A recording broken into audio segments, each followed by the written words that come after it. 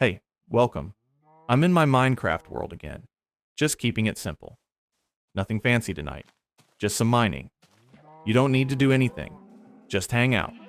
If you're here to focus, cool. If you're here to knock out and drift, also cool. Either way, you're safe. Alright, the first one. Let's start. My 23F boyfriend, 23M, was embarrassed at the way I acted in the public. How do I react to the situation? About a week ago, my boyfriend invited me to go to the club with some of his friends and some of my friends. We went and I had a good time, mostly dancing with my friends. A little background about me.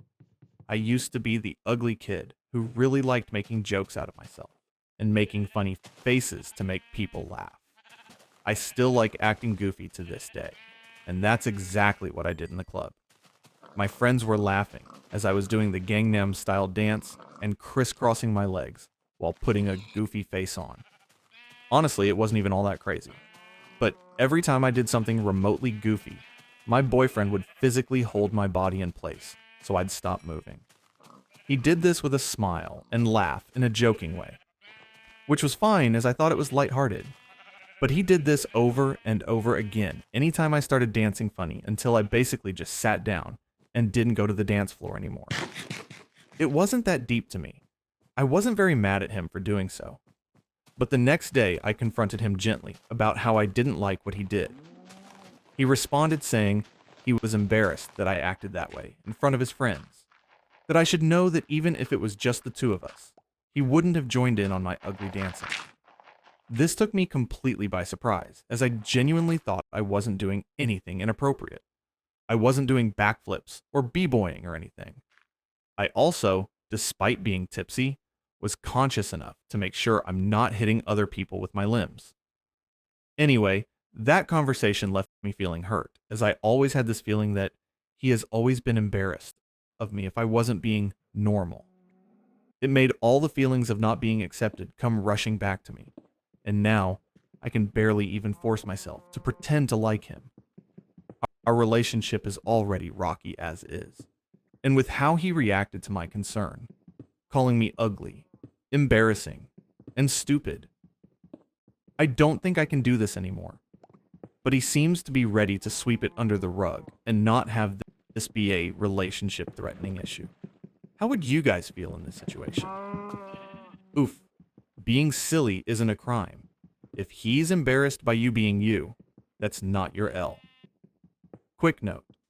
If someone restrains you and you're not cool with it, step away. Okay, breathe. The wedding playlist started as a Google Doc and turned into a hostage situation. We had a clean list. First dance, parents dance, aunt's disco moment. Then comfortable bangers. Easy. Chill. Done. Future mother-in-law opened the doc and commented on every single line like it was a thesis defense. Might be better if we open with Ave Maria. For the reception. In a barn. Next to a taco bar. Okay. She added a must-play section. It had 43 songs and not one of them had come out after 1998. There were 5 versions of Wind Beneath My Wings. 1 live, 1 instrumental, 1 wedding mix that sounded like a slow elevator drama. We pulled the DJ aside. He's a friend. Solid, calm. He built a backup of our list on a drive, and another on his phone, and another in the cloud. We locked down editing on the dock. She asked for the password like it was a human right. We smiled and said, "We got it covered." She bought her own USB, gold, with a tiny tassel. She told the DJ, "Use this. It's the official family version." Family like a monarchy. The DJ nodded politely and never plugged it in. He kept it in a little bowl labeled Lost and Found. She texted our caterer the week before. Move speeches earlier so we can start the dance program at 6:15. Program. Like we were about to audition. Caterer said she'd check with us. She did. We said no. Night before the wedding, we did a sound check. She watched the DJ like a hawk with opinions. She tried to slide one of her CDs into the laptop, a CD. The laptop flinched. DJ smiled, handed it back, and put on a lo-fi instrumental, so calm the barn almost fell asleep standing up. Day of, ceremony was sweet. She behaved. I think the vows stunned her into silence. That, or she was saving energy for the after party. Cocktail hour. She floated around with a clipboard. She didn't write anything down. She just carried it. It gave her power. Then the music started. Our playlist. Our pace. The room softened. People smiled. The barn lights did that warm string glow thing, and every phone camera added a halo. She approached the DJ with the gold USB and a speech. I watched from across the room.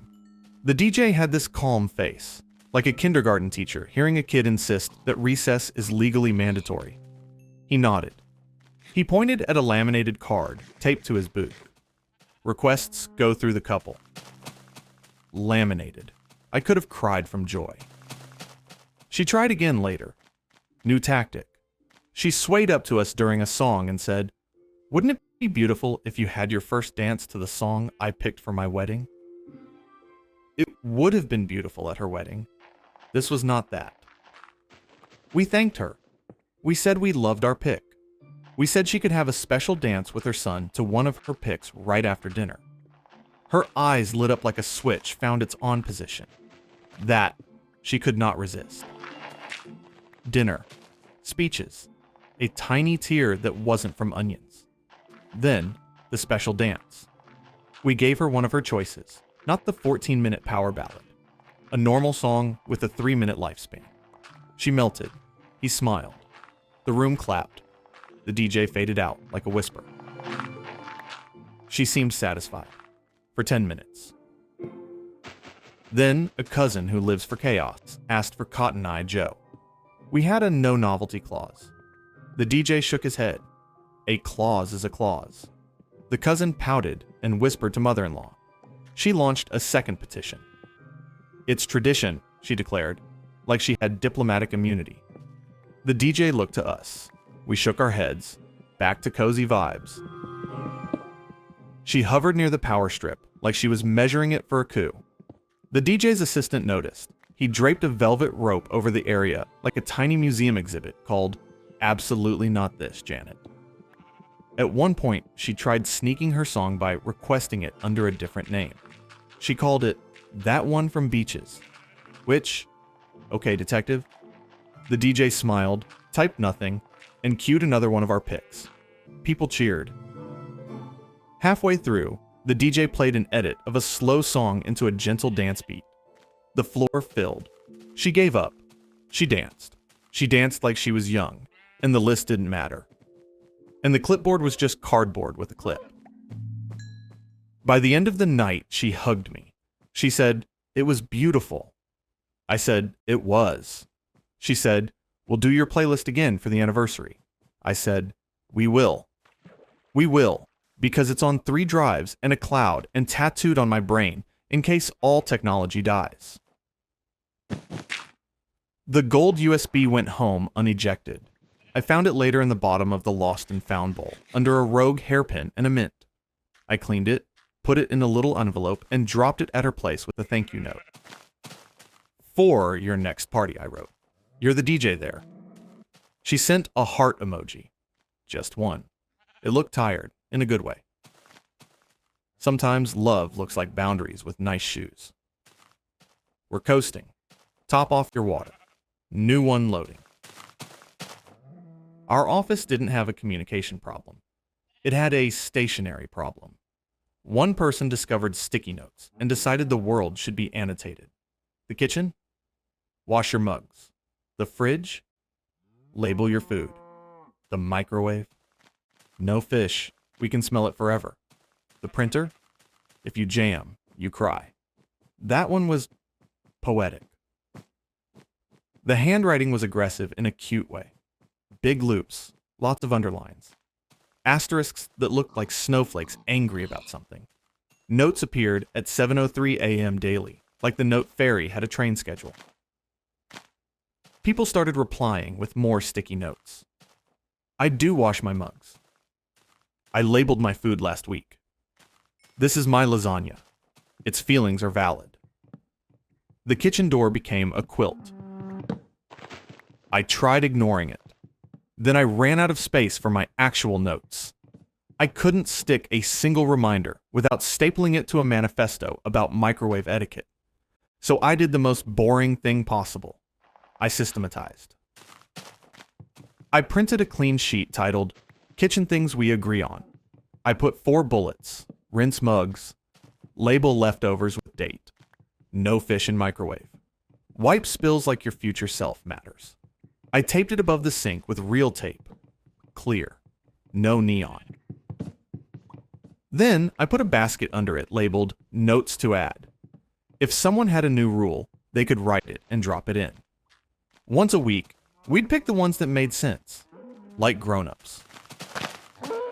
Sticky note. Monarch was not pleased. The next morning, every appliance had a fresh neon square that said, Use the system. They meant their system. I had made a rival government. I did the grown-up thing again. I told our office manager. She laughed so hard, she had to sit down. Then, she sent a message in Slack.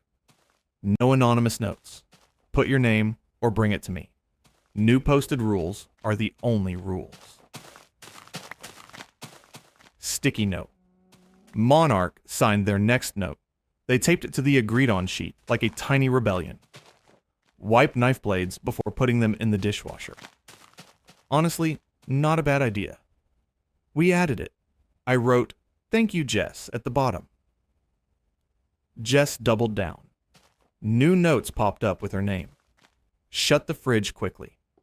Don't store onions without lids. The sponge is not immortal. That one got a cheer. We replaced the sponge with a pack of sponges and a date chart. People initialed when they swapped it. It turned into a weird, sweet game. Then the printer started choking. It's an old copier that wheezes like it smoked in college. It jammed every day at 3 p.m., right when invoices went out. Jess slapped a sticky on it. Do not open this panel. She meant well. She also trapped 80 sheets inside like a paper zoo. I read the manual. It was actually kind of soothing. I followed the line drawing, opened the side, lifted the green tab, spun the roller. The paper slid free like a sigh. I printed a tiny label that said, If jammed, follow the guide on screen. I put it where people look. The jam slowed down. Jess wrote on a sticky, This label is fine. We framed it in our minds. Historic peace accord. The notes in the kitchen started changing tone. Someone wrote, Please, and thank you. Someone drew a smiley that didn't look like it wanted to fight. The fridge looked less like a ransom wall and more like a corkboard for a picnic. Then came Tuesday, an avalanche of neon, every single drawer.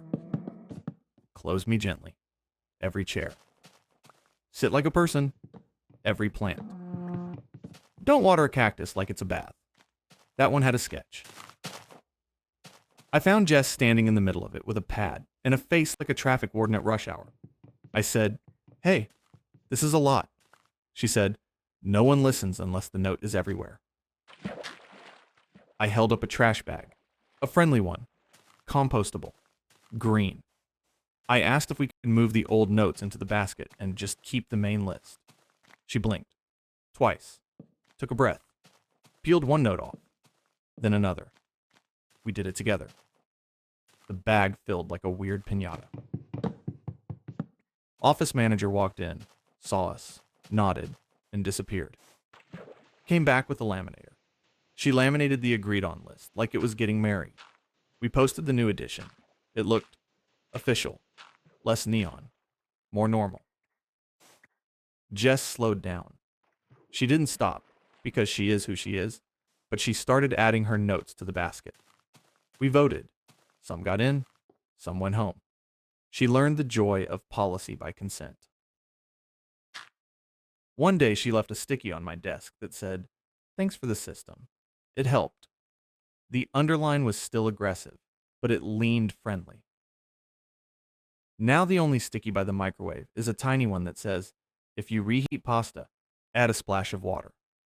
The printer has no sticky. It just works because we read the screen like adults who believe in instructions. Petty wars are loud. Maintenance is quiet. We picked quiet and put it on a sheet protector. Take a second, shake out your hands. We drift to the park next. My dog's name is Orbit. He's a black and white goof with radar ears and a smile that ruins bad moods. He learned his name in 2 days and sits on the first syllable. Oh, Arb. He's a galaxy with a wag. We go to the same park at the same time most afternoons. There's a core group of dog people and a rotating cast of toddlers with crackers. We know who ignores fetch and who pretends every stick is legally theirs. It's a good place. Enter a new parent with a little boy and a stroller you could land a small plane on. The kid is sweet. The parent is intense. The kind of intense that turns a juice box into a negotiation. We're playing fetch. Orbit runs, loops, returns, sits, gets scritches, repeat. The parent marches over and says, "You need to change his name." I thought I misheard. I asked, "Sorry?" "His name is Scary," they said. My son hears Orbit and thinks of space disasters. Space disasters. The kid was currently eating a leaf and humming. I said gently, "His name is Orbit." They suggested alternatives, like they were pitching startups. Cupcake, Bubbles, Snuggles. Orbit cocked his head and flicked an ear like a tiny satellite listening for aliens. I kept my voice low. I said, "He already knows his name. It's not safe to change it." Dogs need consistency. It's how they find the ground. Parents sighed like I was failing a test on purpose. They asked me to try calling him Cupcake, just to see. I tossed the ball. Orbit. He sprinted. I tried Cupcake for science. He glanced at the sky and sneezed. Data collected. They went to the group chat. The park has one. It's mostly lost leashes and weather complaints. They wrote a paragraph about community responsibility and kid-friendly naming. Someone else replied with a photo of their dog, who is named Keanu. Someone else posted their cat, Mr. President. I added Orbit's puppy pic. Tiny bean, big ears. The chat calmed down under the weight of cute. Next day, parent brought a handmade sign to the fence. "Please rename scary dogs." Someone added, "What is a scary name?" underneath. The answers got silly fast. People wrote banana, Greg, chair. Suddenly, every name was a threat. Greg the Terrier, terror of the bench. Orbit didn't care. He learned a new trick. If you say astronaut, he spins. The parent did not appreciate my joke. That's okay. I did. A week later, the kid walked up with a handful of gravel, like a cursed offering. Orbit sat automatically, because sitting gets treats, and he is a scholar of treats. The kid laughed and said, "Orbit," in a tiny voice. The dog wagged so hard, he changed weather patterns. Parent glared at me like I had corrupted a minor with astronomy. I tried to be generous. I asked if the kid was scared of dogs. Parent said no. He loves them. He's just sensitive to words. Okay, we can work with sensitive. I started rewarding Orbit for ignoring sudden shouts. Kids shout, life shouts. He got a treat each time he stayed calm. The kid learned to toss treats on the ground and step back. Space for all feet. Parents still sulked in the chat sometimes. Some owners don't care about children's minds. People sent heart reacts and then posted pictures of their dogs wearing hats. The algorithm of peace is powerful. One day, parent came over with a challenge. If he responds to Cupcake once, you change his name. I said no. That's not how safety works. Names are anchors. Dogs don't read contracts written by toddlers. I had a better idea. I taught Orbit a cue. Cupcake means lie down. 2 sessions. He nailed it. Parent came to test their theory. Cupcake! Orbit dropped like a stone into a perfect down, tail sweeping the grass. The kid cheered so loud, birds paused. Parents stared like I had hacked the universe. I guess that's cute, they said, and the wind took the edge off their tone. We ended up writing a simple courtesy list for the park and pinning it. It said, ask before petting, and small kids get priority on the small side, and don't feed any animal without permission, even if they look at you with star eyes. We put, use names as owners give them. Last line, if a dog shows stress, create space. Quick note, that's always good practice. The sign stayed up. The big stroller became background. The kid learned how to throw the ball pretty far for his size. And Orbit learned to bring it back to him and not barrel him over.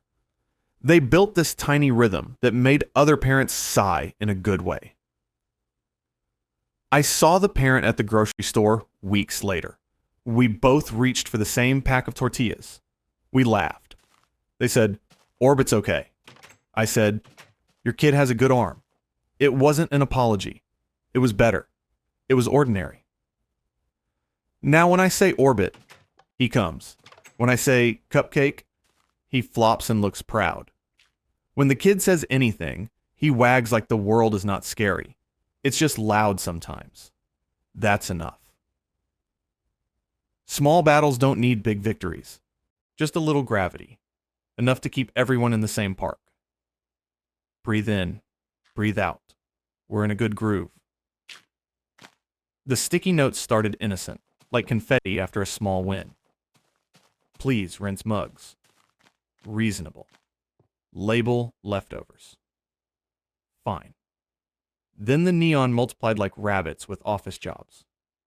Every flat surface in the kitchen got a square. The fridge door turned into a ransom collage.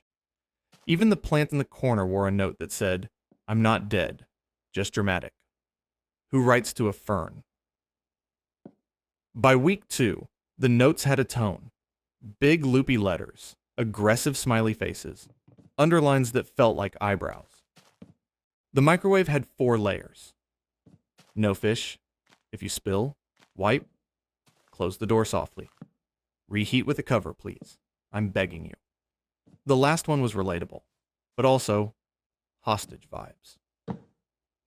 I asked around. Nobody knew who the paper sheriff was. Everyone had a suspect. The intern who uses a ruler. The accountant with a label maker holster. The guy who sighs when you breathe too loud. I suspected the entire building.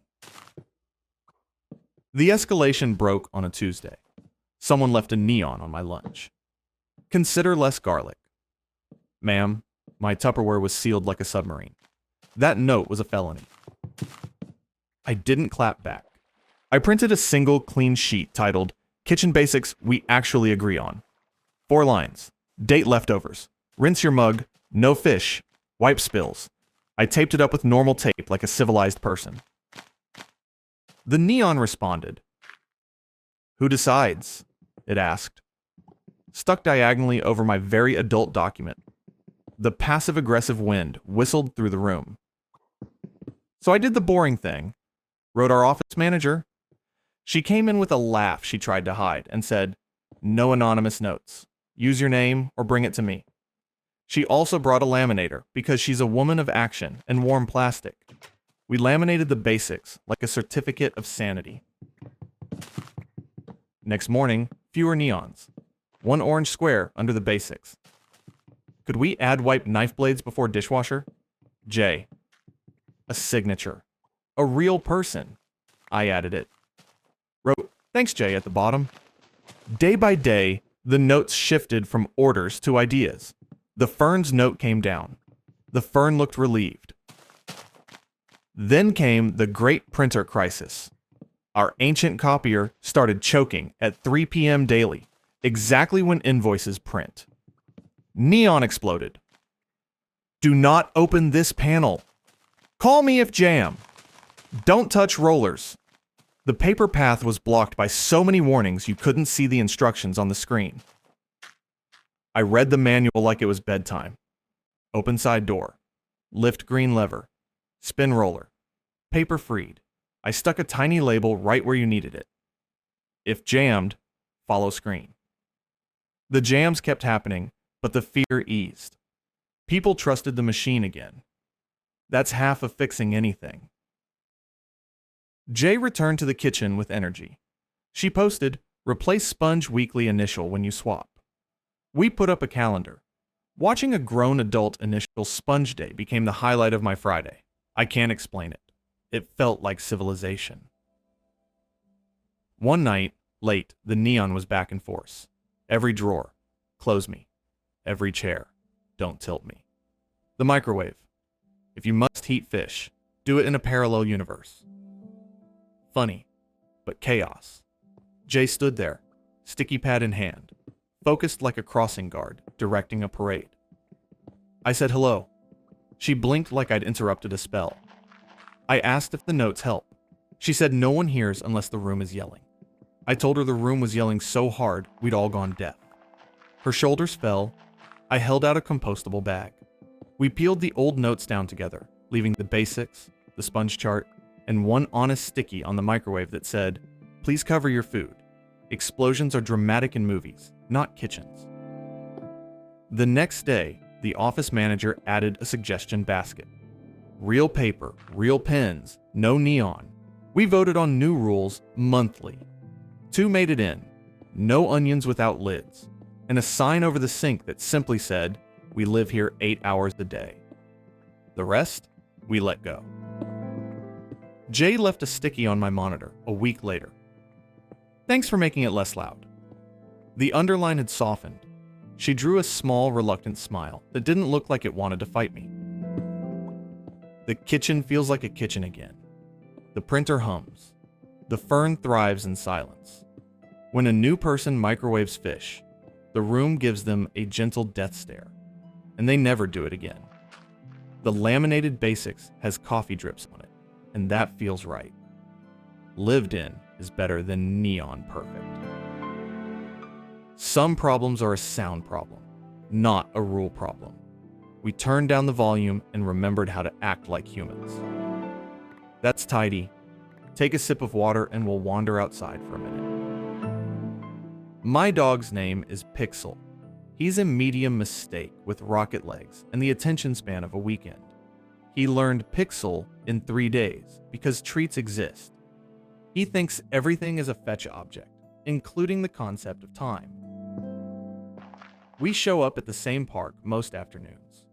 Same crew. The shepherd who only retrieves left shoes. The pug who refuses to be perceived. The toddlers who hand out rocks like it's currency. It's a loop that keeps people sane. One day, a new parent rolled in with a stroller that has more cup holders than friends. The kid was happy, crunchy snack in hand. Bright hat, sticky face, perfect chaos. Parent was not happy. Parent had a twitchy clip-on sanitizer bottle and an energy that said, "I emailed the principal about recess." Pixel zoomed. The kid laughed. Parent frowned. "What's his name?" they asked, cautious like names have teeth. "Pixel," I said. Parent flinched like I'd said chainsaw. "Could you change it?" "To what?" I asked, genuinely curious about where this train stops. "Something softer. Sunshine. Jelly bean. Honeydew." They were clearly auditioning produce. I kept my tone low. He knows Pixel. Changing names can confuse dogs. Safety thing. Parent took that like a challenge. They squatted, clapped, called jelly bean. Pixel paused, considered the physics of beans, then chased a leaf. Data. Inconclusive. They posted in the park group chat, which is 60% weather and 40% who left a tiny shoe. They wrote a manifesto about community and children's hearts. Someone replied with a picture of their dog named Blender. The chat spiraled into chaos names. Sandwich, Wi-Fi, Barbara. The next day, parent brought a sign for the fence. "Please avoid scary dog names." Someone added, "Define scary." with a marker that lives in the park box. The list started. Warhammer, Moonlight, Steve. Apparently, Steve is terrifying now. The kid was fine through all of this. The kid loved Pixel. The kid screamed Pizzle with joy and threw a ball like a potato catapult.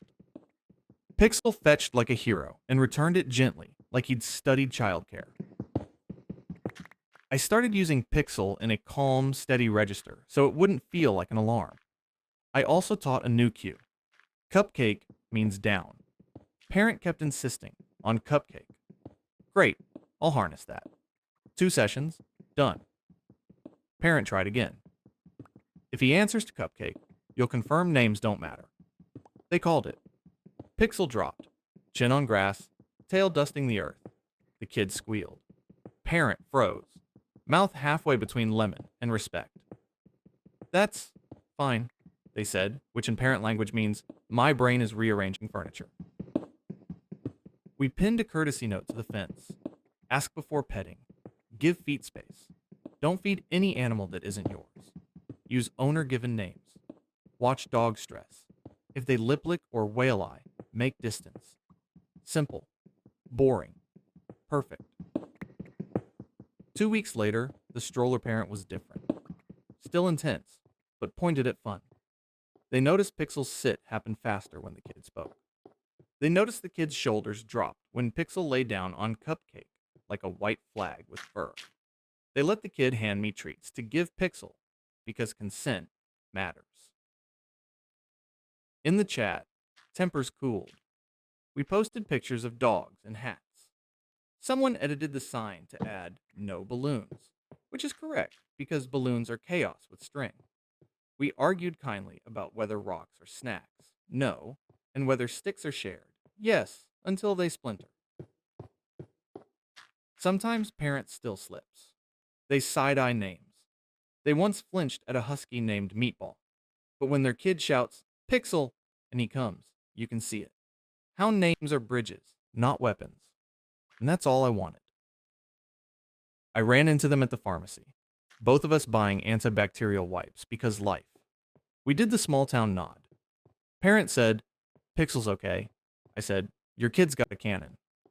That's a truce in lowercase letters. Peace doesn't always look like agreement. Sometimes it's a joke command and a dog flopping on purpose. Let that one float. We're going to the backyard for a project next. The fence leaned like it was begging for a nap. One panel bowed toward the sidewalk, and if a butterfly landed on the top rail, I think it would have given up entirely.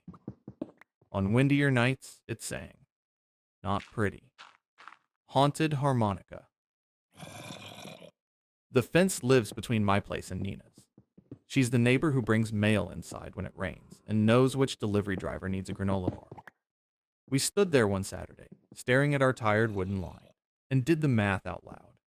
Replace the whole thing now and sell a kidney, or brace it cheap and save for spring.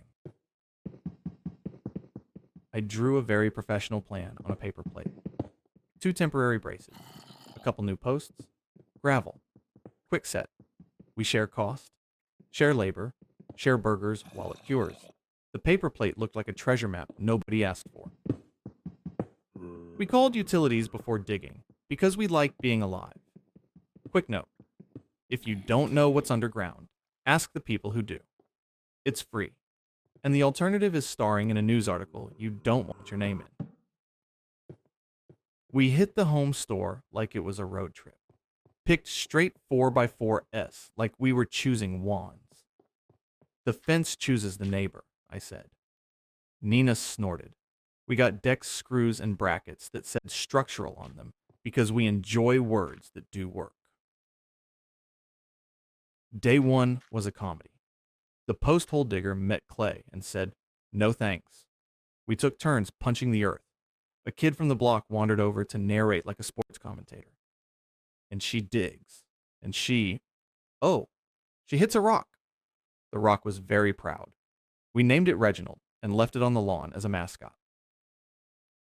By noon, we had holes that were technically holes. We set the first brace. Nina held it level, like it was a friend we were helping stand up after a long night. I mixed Quickset in a bucket, which is just baking with less forgiveness. We poured. It slumped into place like a tired cat. We laughed and adjusted, and held still until it thickened. Someone walked by and offered unsolicited wisdom. You should have done metal posts. Thank you, sir, for your gift of hindsight. We smiled and said, we like wood. He left, unsatisfied that his prophecy went unfulfilled. The second brace went easier because learning happened. The kid commentator brought snacks. We didn't accept open snacks from a minor, but we did accept the vibes. We put up a small rope line so nobody leaned on the wet concrete because we live in a world where leaning is contagious. When the braces cured, the fence straightened like it remembered its purpose. The haunted harmonica hum turned into a deep, contented silence. I didn't know a fence could feel proud. We could, though. So we grilled. Not as a victory lap, more as a we're covered in dust, and meat on heat is religion. The temporary fix bought us a season. We made a savings jar labeled fence steel, spring. Coins went in, then bills. We tracked it like a weird little couple, which we are not. But neighbor is a kind of relationship if you do it right. Spring came with a week of clear weather and a coupon. We scheduled a Saturday for the big swap. This time, we did use metal brackets and proper concrete footings because we had time and money and the humility you only get from surviving a paper plate plan. Tearing the old fence down was like therapy. Pull a rotten slat, tell a story, pry off a warped board, release a grudge you didn't know you were carrying. We stacked the salvageable bits neat and promised them a second life as planters. We don't waste survivors. Setting new posts felt like setting intentions in wood. Plumb, level. Then again, because we don't trust our eyes at first. The kid commentator returned with a whistle they didn't know how to blow. They announced intermission when we took a water break. The rails went up like ribs. The slats followed like a rhythm you feel in your hand. It's weird how a fence has a tempo. We got into it. 2 people, 1 job, no drama. A neighbor we don't know well brought lemonade. Another asked how much we paid and whether we'd share the spreadsheet. We did. Of course we did. Community is just shared Excel. By sunset, we had a fence that stood straight and humble. No sag, no haunted sound. Just a quiet line that said yours and mine without sarcasm. Nina's cat tested it, declared it acceptable by ignoring it completely. We painted it Sunday morning. Her side sage, mine a warm gray. It looked like neighboring thoughts that decided to get along. We added a little gate cut out so her kid could visit my garden bed without walking around the block. There's a latch. He loves the latch. Kids are simple and correct. The jar labeled fence steel spring retired to a drawer. We taped a photo of the finished project over the label and wrote, "We did that." Sounds corny. It is. Corn is food. Now when wind hits, the fence behaves. No song, no lean, just strong. When people say good fences make good neighbors, I think they mean clear agreements make peace. They just didn't have quick set or a kid doing play-by-play. Sometimes you fix wood and you fix a friendship while you're at it. Reset your shoulders. We'll talk about phones and side chats next. I found out about the other group chat because someone screenshotted the wrong thing to the right people. Classic digital foot gun. The chat name was House Vibes, which is hilarious because it was everyone in the house minus me. There were emojis. There were rules about me in there. Quietly typed, politely edged, still me. The first screenshot was harmless. Who's got the rent check? I'm the direct deposit guy, so okay. The second was a meme about my labeled Tupperware. Fine. The third was a schedule about who should talk to me about the bathroom. Oh. I didn't blow up. Angry texting never lands soft. I made tea, which is my do nothing wild. I reread. The tone wasn't cruelty. It was avoidance. They were building a small hallway around concrete. I just wasn't invited to walk through it. I asked our most reasonable roommate, Sana, for a minute. She's the one who keeps plants alive and uses coasters by instinct. I told her what I saw. She cringed respectfully. She admitted the chat existed to coordinate energy. I asked why I'd been excluded from energy. She said someone had muted me in our main chat because I text like a checklist. She thought I'd be happier not seeing the sausage get made. I said I'm not allergic to sausage. I'm allergic to surprises. Could we bring it all back to one chat and try adulting loud? She said yes because she's tired too. We called a house meeting and bribed attendance with nachos. I put the phone on the table like a weapon I refused to use. I said what I wanted. One chat, less triangulation, a shared calendar for chores, and a known, hey, can we talk? Time, so nothing built pressure in secret. People nodded. People also circled. One roommate, Max, hates meetings like cats hate bats. He said the side chat was easier. I asked if easy equals kind. He stared at the ceiling, which is the same as thinking in this city. He said probably not. We merged chats, renamed it House Actual. We set up pinned messages, trash day, rent info, light bulb size, passwords for the Wi-Fi that are not ridiculous. We added a vent channel where you can say the sink smells like a memory I do not wish to recall without pinging everyone's cortisol. The old chat took a week to die. They clutched it like a blankie. Little by little, activity shifted. Questions landed where I could see and answer. Hey, can we try a quiet hour after midnight? Yes. Can we share the top shelf? No. Gravity is a law. I didn't need an apology. I needed airtime. They gave it, clumsy and honest. The bathroom thing turned out to be a simple request. Timer when showering, because we share a hot water tank built during a famine. I bought a shower timer, shaped like a tomato, because humor is glue. We made a game out of beating the tomato. People bragged their time like it was track and field. The meme energy turned useful. Someone posted a chart of who eats whose cereal by accident and owed 2 bowls. I owed one because I eat like a raccoon at 2 a.m. We called it even. The side chat still exists for their work memes. Mine does for my inhuman number of grocery sales screenshots. But when it's about the house, it's in the house chat. The boundary is boring and sharp like a good knife. One night, Max sent a message that said, I almost posted this in the other place. Didn't. It feels better. He sent a photo of the bathroom sink with toothpaste art and wrote, whoever did this, try the tomato. We laughed. The toothpaste artist cleaned it. No war. I printed a tiny sign by the door. We talk where we live. It's cute. It's true. Santa watered the plants and called it progress. Secrets are loud even when nobody's talking. We turn the volume down. Okay, that one's tidy. Grab a breath. We're walking across the street for a borrowed chair saga. Every Saturday, like clockwork, my green folding lawn chair vanished. Not stolen, kidnapped with snacks. I'd find it on my neighbor's porch across the way, hosting a paper plate of ribs and a man named Dale. Dale did not ask. Dale believed in manifest destiny for furniture. The first time, I knocked. Hey, that's my chair, he said. We're just using it for a minute, which is American for until the sun goes out. I smiled, sat in my own chair, and scooted away like a monarch with wheels. People clapped. Dale blinked for the first time in his life.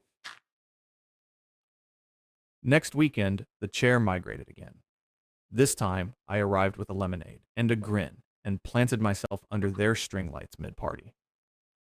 Wow, what a nice chair, I said, and everybody laughed because the social gravity of calling obvious things obvious is unmatched. Dale looked like a raccoon caught with a grape. The third week, I chained the chair to my porch post with a tiny lock. Not because I love property, because I love naps. Dale texted me, LOL rude. I replied, LOL boundaries. We added hearts because we are men of peace who also refuse to stand. Dale escalated by buying a chair from the grocery store, the kind that folds into pain. He sat in it like a martyr. I offered him my catalog of chairs as a joke. He took it seriously, pointed to one that looked like a throne, and said, if I had that, I wouldn't touch yours. He was wrong, but the specificity charmed me. I made a deal. If he asked first, the chair travels. If not, I roll in like a sitcom and reclaim it at the funniest possible moment. He accepted, thinking he'd never forget. He forgot by Sunday. I reclaimed the chair during a toast. The toastie toasted me. Dale turned pink.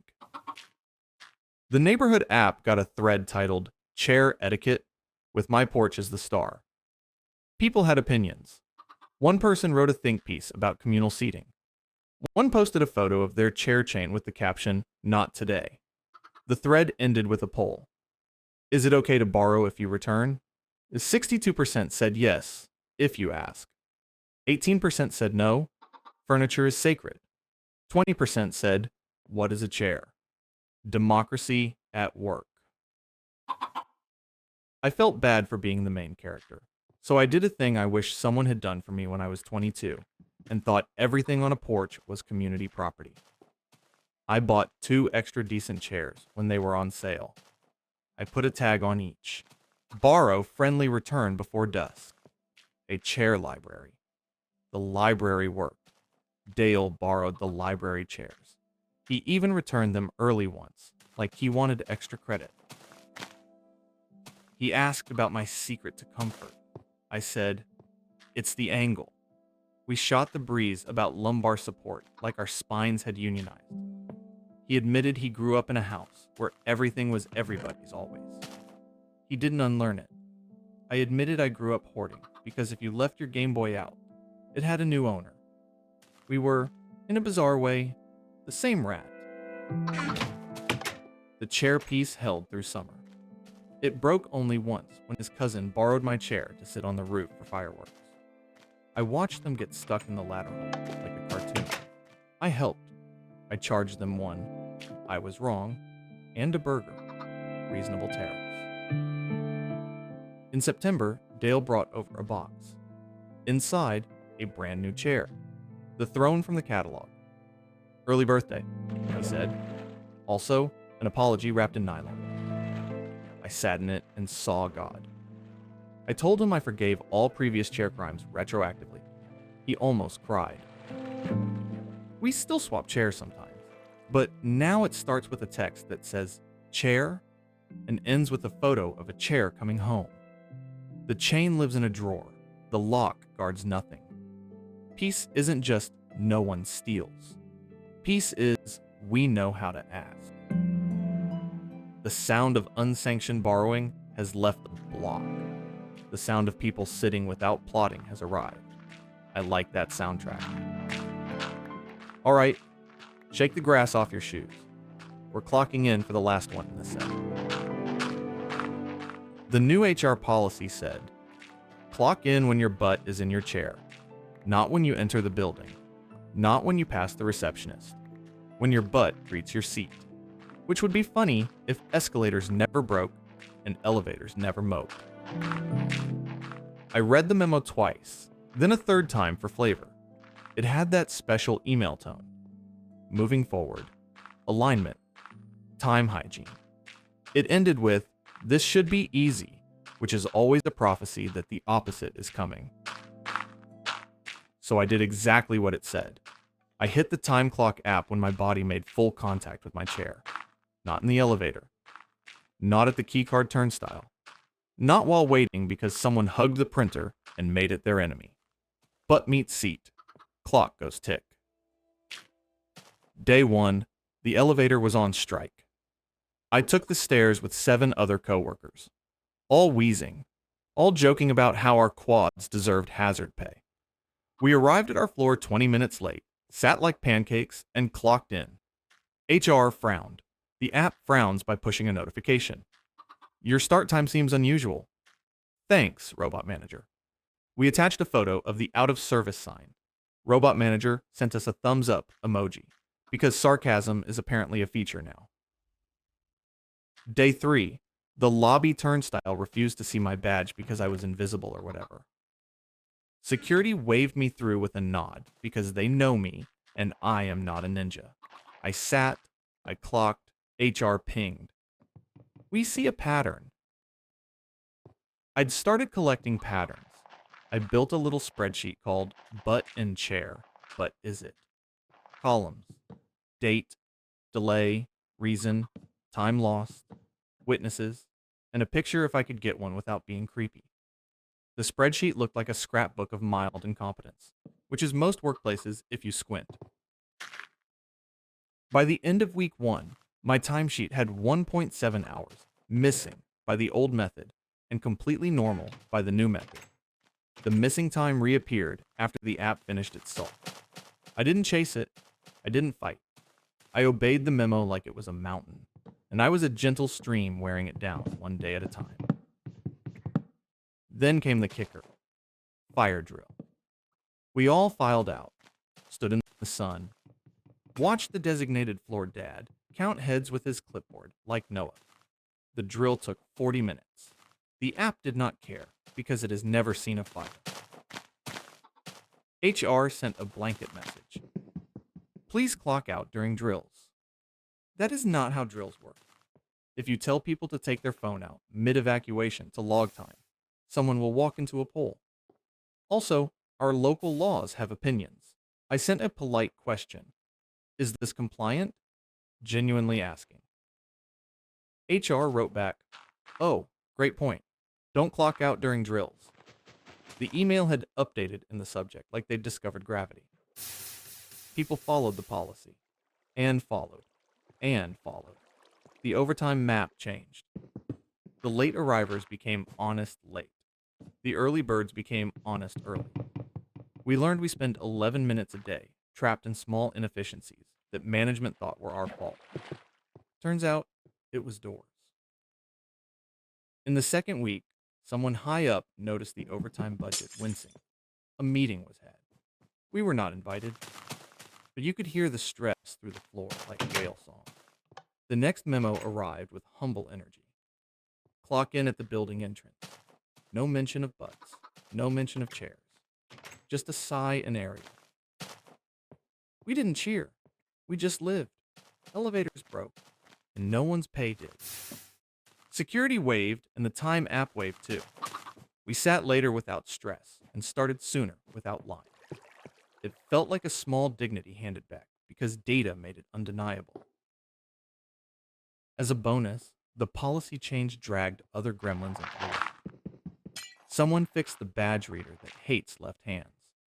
The elevator got a maintenance schedule. The door on the third floor stopped biting ankles.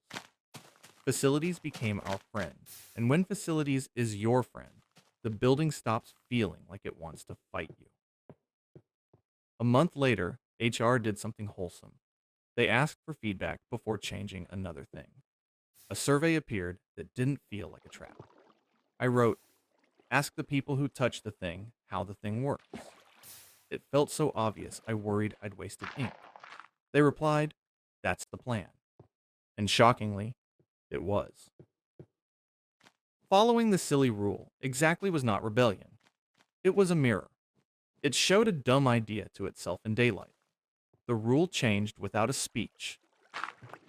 Now, when a new policy drops with words like simple and efficient, we ask for who and wait for the answer. Sometimes it's okay. Sometimes we tweak it. The building and the people inside it stopped being enemies. The app still sends me emojis sometimes when I hit my chair. I wink back like we survived something together. That's enough clocks for one night. Close your eyes for a beat. The next block will be softer. The tape measure sound started small. A little click zip in the morning when the street yawned. Then it became a soundtrack. Click zip, pause, scribble. My neighbor, Mr. Precision, loved measurements the way some people love their kids' soccer games. He measured grass height, porch steps, the distance between my trash bin and the curb like it was a lunar landing. He held the tape like a sword that tells truths and only truths. He wore a carpenter's pencil behind his ear even when he was in slippers. I tried smiling. He tried angles. He eyeballed my herb bed and announced to the air, 17 inches from property line. The air was floored. I stood there with a trowel and said, cool. He didn't hear me over the chorus of geometry in his head. The letters started next. Not HOA letters. He didn't cosplay authority. Just neighbor notes written in tiny block handwriting.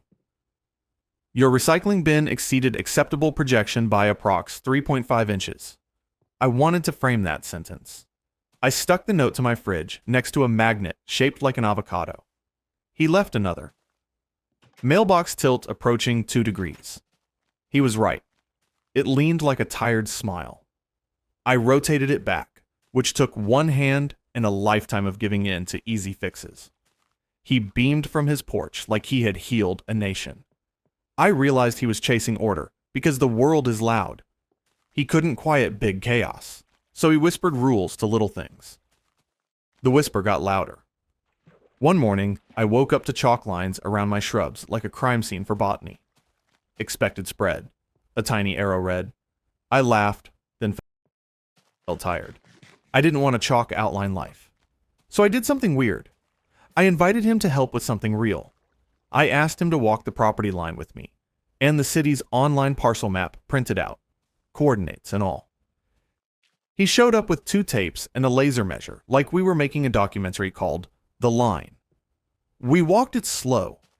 We found that the fence from the 70s wandered a few inches, but in a way that favored neither of us consistently. The line was human. The line had a personality. He seemed fascinated, like he had been waiting for a map to shake his hand. We chalked a new friendly guideline where future shrubs should not trespass, for my sanity and his heart rate. He asked if I minded if he calibrated things. I said I minded when calibration looked like judgment. I asked if he could bring a question first instead of a verdict. He nodded in millimeters, then in centimeters, then in a big, human nod. We set expectations, which is just rules you made together. Trash bin sits behind the crack in the sidewalk we both know. Grass gets a trim when it looks shaggy, not when it hits a number, because my eyes are not rulers. He measured anyway, in private, and told his tape measure he was proud. He still clicks and zips. But now it's a morning bird, not a siren.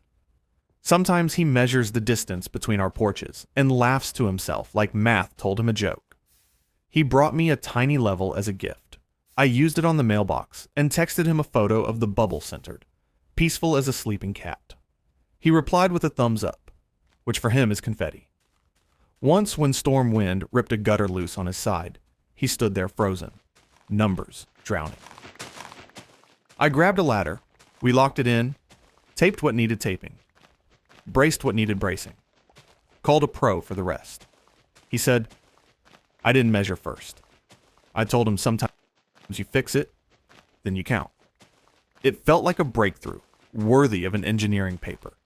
He still leaves notes, but now they start with hey and end with his name. And sometimes they don't point out a fraction. Sometimes they say, your sunflowers look good. When my nephew drew a chalk rocket ship across both our drives, he measured it and declared it 12 feet of perfect. Then he drew stars by hand without a ruler, a little wobbly, a little free. We stood there at dusk and watched the chalk sky fade under real one, and he didn't click his tape even once. Not everything is a number. Not every piece needs to be precise. I learned that from a man who loves inches with his whole heart. Good enough for me, we'll coast. Next one's a wedding, and it's, yeah. She wore white to my wedding like a dare. Not a cream or a, don't worry, it's ivory. White. The kind of white you buy when you think subtlety is for other people. It had a small train.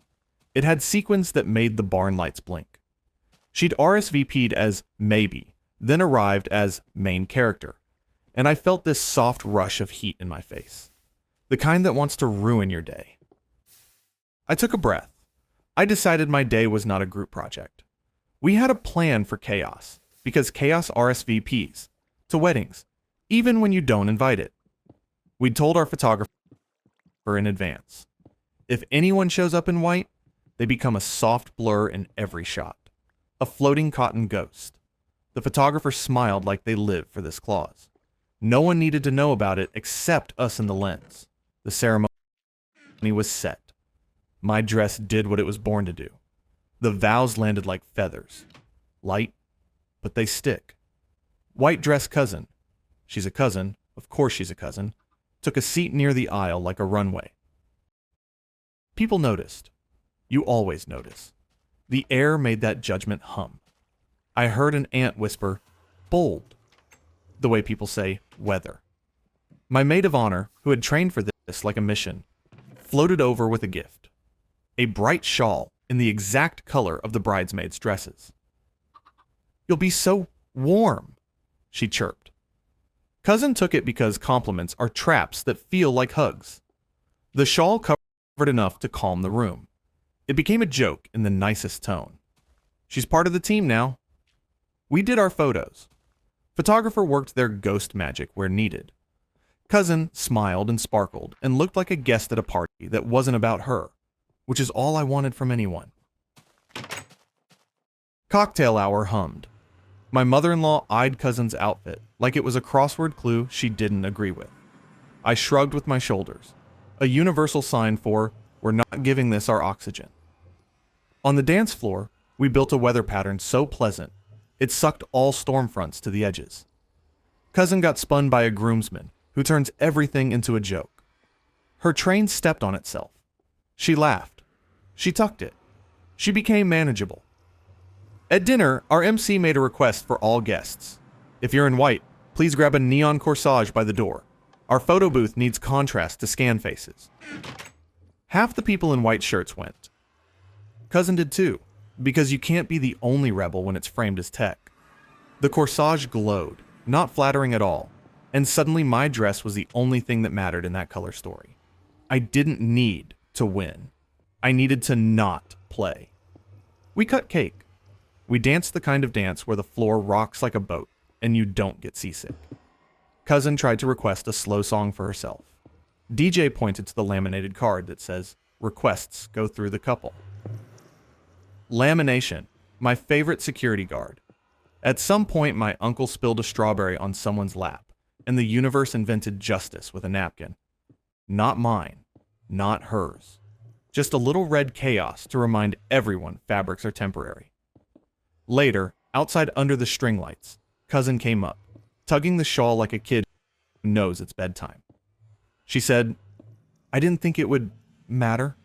I said, I know. I meant both the dress and the day. She said, you look beautiful. And for once, there wasn't a hidden ellipsis. I said, you too. And for once, I didn't mean it as a weapon. The photos came back perfect. In the few she's in, she's a soft idea, not a headline. The rest are color graded by joy. That's the thing about weddings. The one thing you feed gets big. We fed kindness and boundaries and snacks at good intervals. Drama went hungry.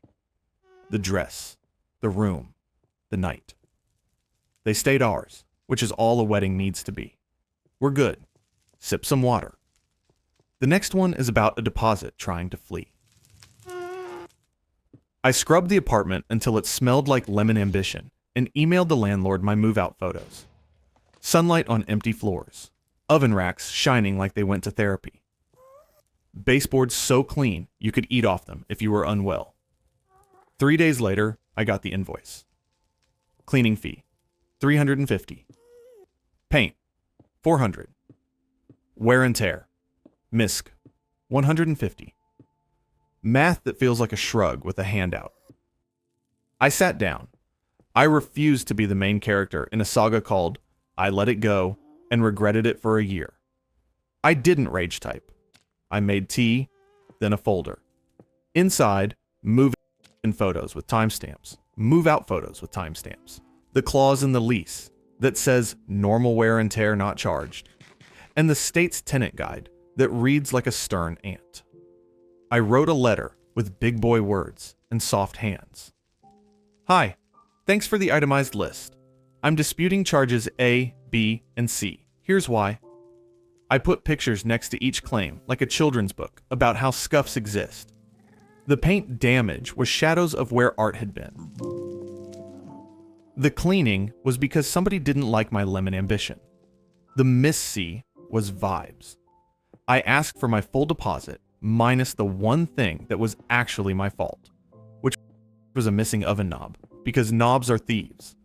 I offered to replace it at my cost or deduct the actual price of the thing, not some mythical price of all knobs. I sent it. I set a reminder for 7 days, then 14, then the small court deadline, because calendars are my love language. The reply came with that landlord tone of, "We do this a lot." It listed policy. It said standard. It said industry. So I replied with lease, law, and photos. I pasted the state's language about painting between tenants not being the tenant's problem unless you reenact a Jackson Pollock. I included a screenshot of the invoice from the cleaning company I had hired, which was 100, and actually did things. The chain got quiet. I pictured someone carrying my email down a hall to a person who reads leases on purpose. On day 6, a new voice wrote back. "We appreciate your thorough documentation. We'll waive cleaning. We'll reduce paint to touch-up area only. 60. Miss C removed." I exhaled a small ghost I'd been holding. I said thank you. This was not war. This was a polite arm wrestle with rules as referees. On day 11, the deposit arrived minus the 60. It felt good because it was correct. I didn't win a fight. I returned to the middle. And in the middle is where sleep happens. I mailed them the oven knob later with a bow and a note that said, "For the next person." I wanted the universe to know I was not trying to get away with anything. I was trying to not be picked apart by a line item that eats rent.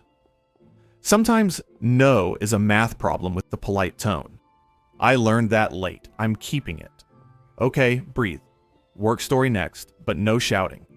It's a printer love story. The office printer was a beast with a diet of paper and attention. It lived in the corner by the fake plant and the real sadness. Every day at 2:55, it jammed like the world remembered an obligation. Then came Jazz, the self-appointed printer whisperer. Jazz would slam open panels like game show doors, yank the guts out in confetti strips, slap the sides, declare victory, and leave. 5 minutes later, the line for the beast stretched like a theme park ride no one wanted. I watched this like it was reality TV. Then, one Tuesday, an invoice run choked mid-birth. Papers half in, half out, the machine wheezing. Jazz sprinted, cape of confidence flapping. I stepped between Jazz and Destiny and said, "Give me 2 minutes." Jazz crossed their arms. I opened the screen where the little diagram lives. The one nobody respects. The diagram said, "Open B." I opened B. It said, "Turn green wheel." I turned green wheel. A miserable snake of paper slid free. Whole. The machine hiccuped, then showed a cartoon smile. Jazz said, "I was going to do that." I said, "Cool. Stand here with me while we do it together next time." We made a deal. If the printer screamed, we followed the on-screen map like tourists who don't want to sleep on a bench. I printed the map, laminated it because lamination makes mortals immortal. I hung it at eye level with a title, "How to Unjam Without Violence." People laughed. Then they used it. The jams dropped from daily to weird. Jazz developed a new identity. The person who changes toner like a NASCAR pit stop. They became a hero in the daylight instead of the rubble. We built a kit, spare rollers, a microfiber cloth, a tiny vacuum that made the machine purr. We put a logbook with a pen on a string so the pen could not do crimes. People wrote cute things. Fed it 200 sheets. It burped. Tray 3 is dramatic. Treat gently. The beast became a pet. We trained new hires. Day 3 of onboarding. Coffee, passwords, how to be kind to the printer so it will be kind to you. No one rolled their eyes because kind and saves you 20 minutes are cousins. One day, the printer did a new bad noise. Jazz looked at me. I looked at the map. The map shrugged. We called maintenance before we acquired trauma. The tech opened a secret panel labeled Do Not and did magic with a part we do not own. He said, "Y'all are the first office that didn't let someone shove a pen inside here." I wanted to knit that sentence into a blanket. The fake plant thrived in the quieter climate. People stopped screaming "why" into the paper tray. We reclaimed 20 minutes a day of not hating an object. Time plus not hating is a raise without a meeting. Jazz bought a tiny sticker that said, "Be gentle." We put it on the printer and also on ourselves. Now, when it jams, which is rarely, someone reads, someone turns the green thing, someone sighs in relief, and nobody breaks the machine in the name of heroism. I think that's an upgrade for all of us. Soft, right? Stay with it. Next, a dog that turned me into a daycare. Briefly. It started with, "Can you watch Miso this weekend?" Miso is a corgi with knees like marshmallows and a calendar of mischief. I said yes because I am weak to loaf-shaped mammals. Weekend went fine. We did parks and naps and a photo shoot where Miso looked like a bread product cooling. Sunday night, friend picked him up, handed me a candle, called it thank you. Cute. The next Friday, a text. "Running late, dropping Miso. You're a lifesaver." No ask. Just a trajectory. Doorbell, corgi, leash. A bag of food tossed like confetti. I laughed. I texted, "Next time, please check." Silence. Monday morning. "You're the best." With 3 exclamation marks, which is essentially a tip and punctuation. Third time, it was a weekday. I woke up to snoring. That wasn't mine. Miso on my rug, belly up, a note on the door. Back by 9 p.m. Not a.m. The note had a smiley face like that. Makes time different. I took Miso on 3 walks, fed him, taught him a trick, loaf, took a photo, sent it with, "We need to talk about scheduling." Friend replied at noon. "Meeting. Can we do a drop-in calendar?" We could. It's called asking. I drafted a sweet message with bones. Happy to help with notice. My rate is X per day, or Y per hour for weekdays. Weekends are Z. Here's a simple form. It wasn't punitive. It was boundary spreadsheet cosplay. Friend wrote back, "OMG you charge?" Like I'd requested her car. I replied, "Daycare does. I am daycare if I'm doing daycare." She soft pouted in typing form. "I thought we were friends." We are. That's why I want this to be sustainable and not a slow boil into resentment stew. She went quiet, then sent a thumbs up. The next time she asked properly, paid the weekday rate by Venmo with a dog emoji. The time after that, she canceled because budget, and that was okay. The emergency after that, her sitter flaked. She asked, "Can I pay half?" I said, "You can pay full for half a day." She laughed and sent the exact numbers like we were grown. In between, Miso and his loaf body still visited for hangs that had nothing to do with clocks. We had friend days with all 3 of us on the couch sharing popcorn air. I did not invoice those. I don't invoice joy. One afternoon, friend asked if the rate was fair. I told her it was low for the market and high for free. She blinked like she hadn't thought about markets that aren't farmers. We looked up a local service together, read reviews, gasped at how much corgi loaves cost per hour. She tipped me the difference later with a note. For being a human who answers texts. One night, a storm rolled in, and her car wouldn't start. She called, panicked. I said yes without looking at the form. That's the thing about boundaries. They don't stop kindness. They protect it from being confused with obligation. Miso snored through thunder like a log that knows it's loved. Friends started bringing real thank yous. Coffee beans, a plant I actually wanted, which is rare. She started offering to watch my place when I travel. She watered basil with a reverence I didn't know she had. I realized we had traded in free for fair, and fair is what lasts. Now the calendar link lives in her favorites. She uses it like a ticket window. I approve or not. We're both adults with hours and limits. Miso arrived last weekend with a bandana that said, loaf. He earned it. He fell asleep with his face on my foot like a warm punctuation mark. When I sent the invoice later, the memo line said, loaf tax, and I almost forgave all capitalism. Almost. Settle in. One more. The mystery in the mailbox I solved by accident, and then on purpose. It started as a single postcard with a watercolor lighthouse and a message in grandma cursive. Proud of you. Keep going.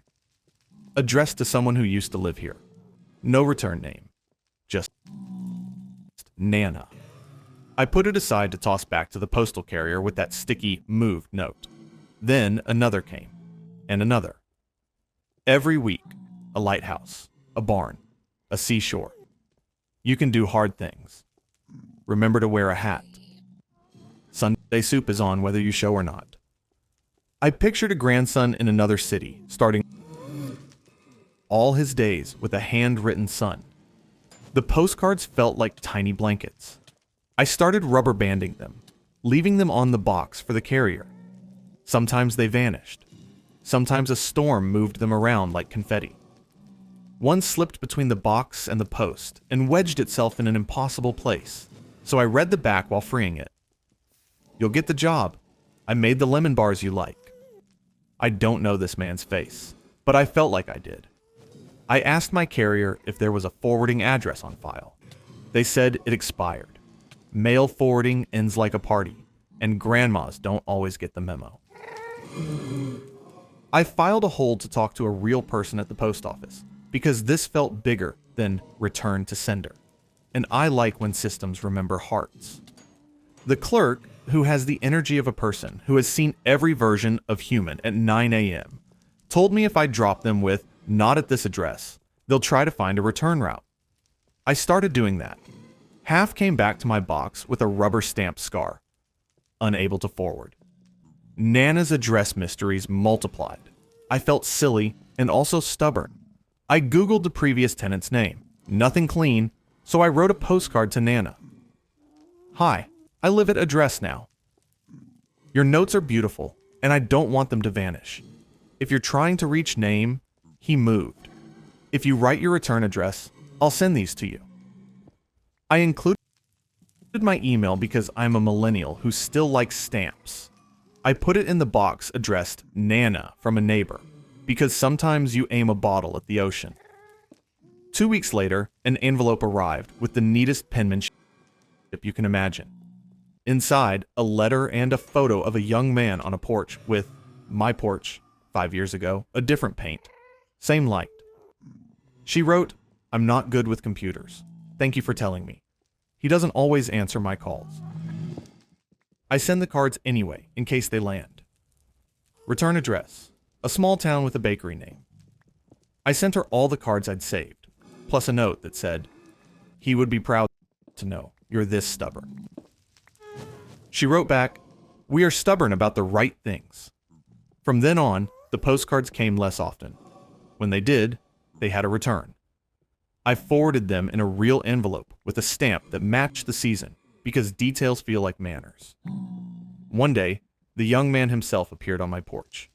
Hair shaggier than the photo, but the porch held him the same. He said, did you? And I said, your Nana writes incredible mail. He laughed with his whole ribs and said, "She does."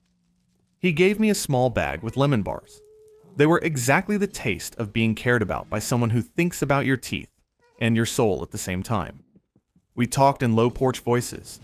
He said he moved fast and messy and forgot paperwork sometimes. I said same. He asked if I could text him when one slipped through. I said I'd rather text Nana. She likes getting the update. He smiled and said, "Fair." The mailbox mystery wasn't a thief, or a prank, or a twist. It was a line that needed retying. We tied it. The post office learned my handwriting. The clerk waves when I bring in a stack. She once slid me a roll of heart stamps with a wink that read, "Use these." I do. Now my own mail includes more postcards than bills, because I started sending them to people who live far away and forget they are not alone. The lighthouse ones are my favorite. They say, "Look up" without saying it. Nana wrote last week. He visited. He looks tired and fine. That is the most honest description of an adult I've ever read. I put her note on my fridge with the avocado magnet. I like my house better, knowing the route from here to her kitchen table is a known path. Mysteries don't always want to be solved.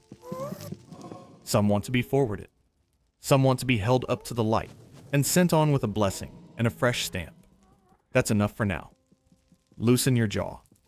We'll keep the gentle pace going. The conference room had a name like every conference room does. Ours was Beacon, because someone in branding thought a windowless rectangle could guide ships. Beacon had glass walls and a TV that blinked no signal, like it was judging the meeting before it started. One person decided Beacon belonged to them.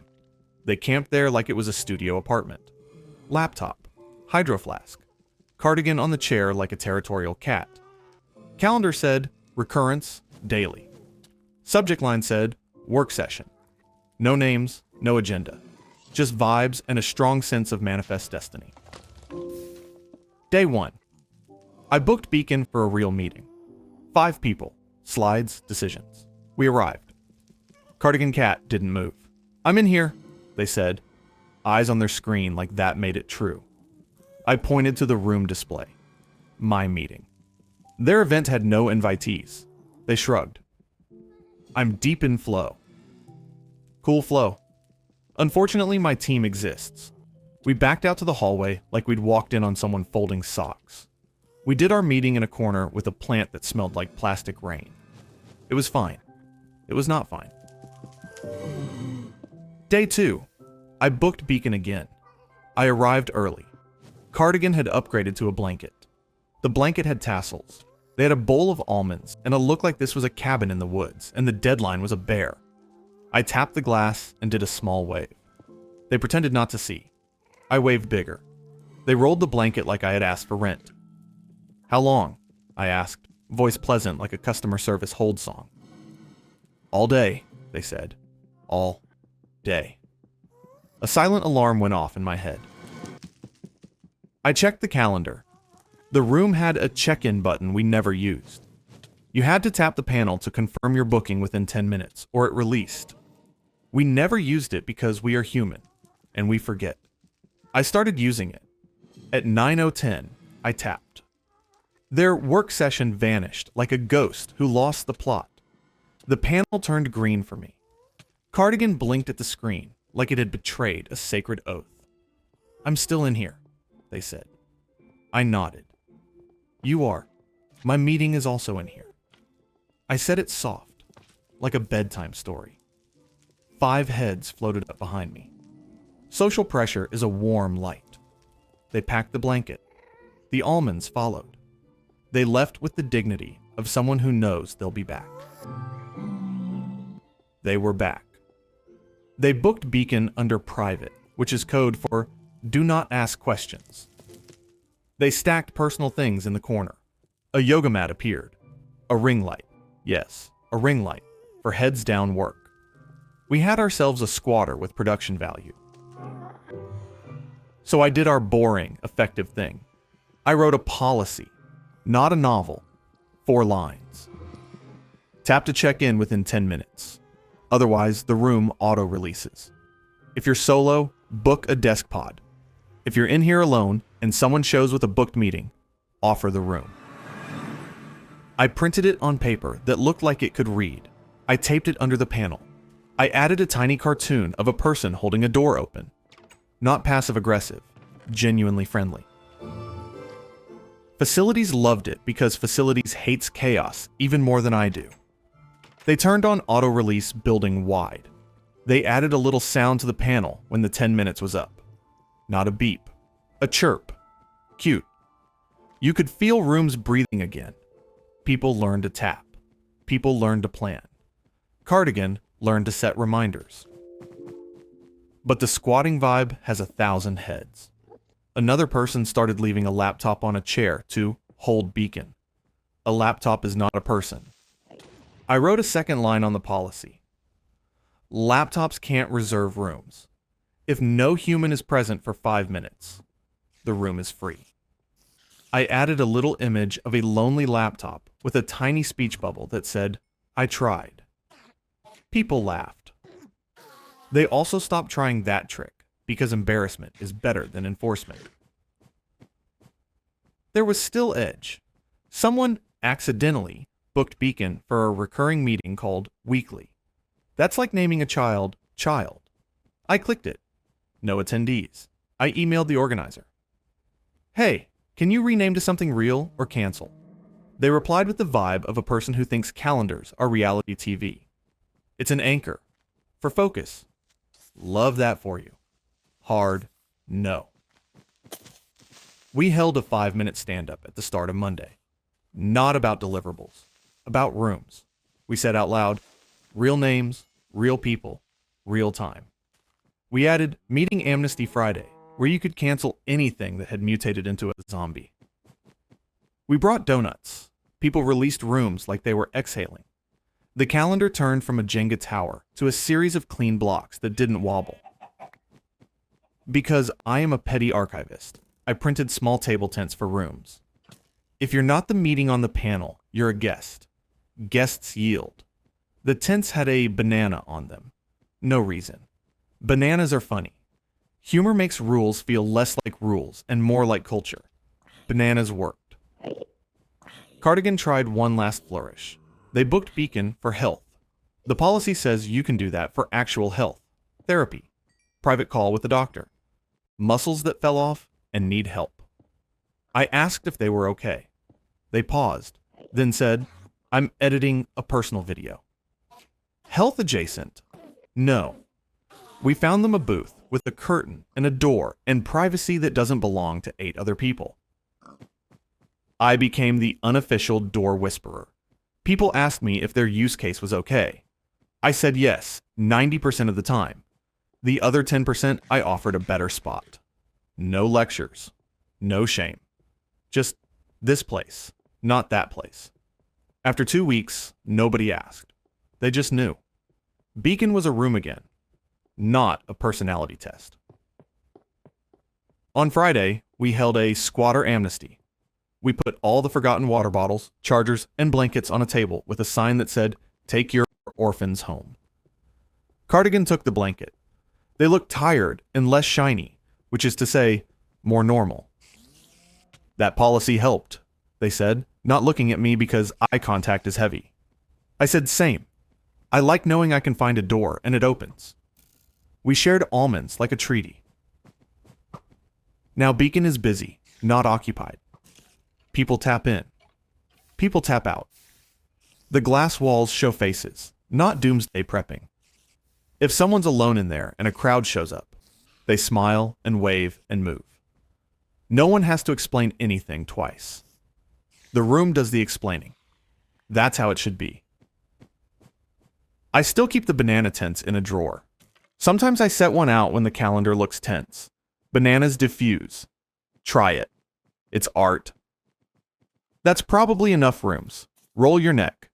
We're stepping outside to talk about a neighbor who audits trash like it's a tax return. I first noticed the flashlight. A thin beam sweeping our curb like a UFO was shopping for residents.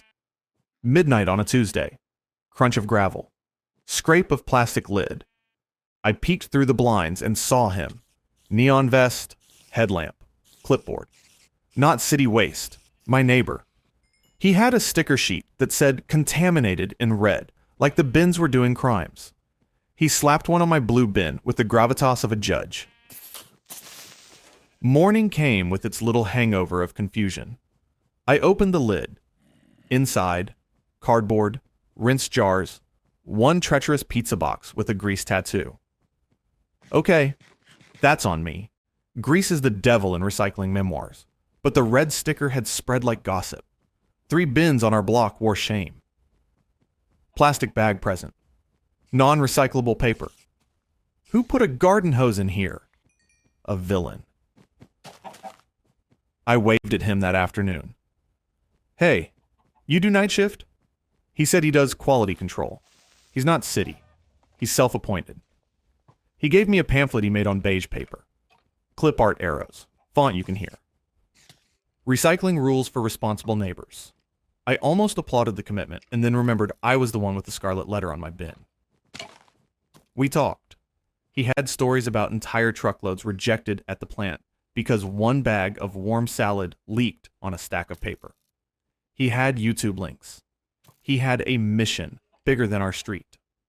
I said I respect the mission. I do not respect surprise stickers. He said, people don't listen. I said people listen better when you ask. He looked at my bin like it had feelings. Maybe it does.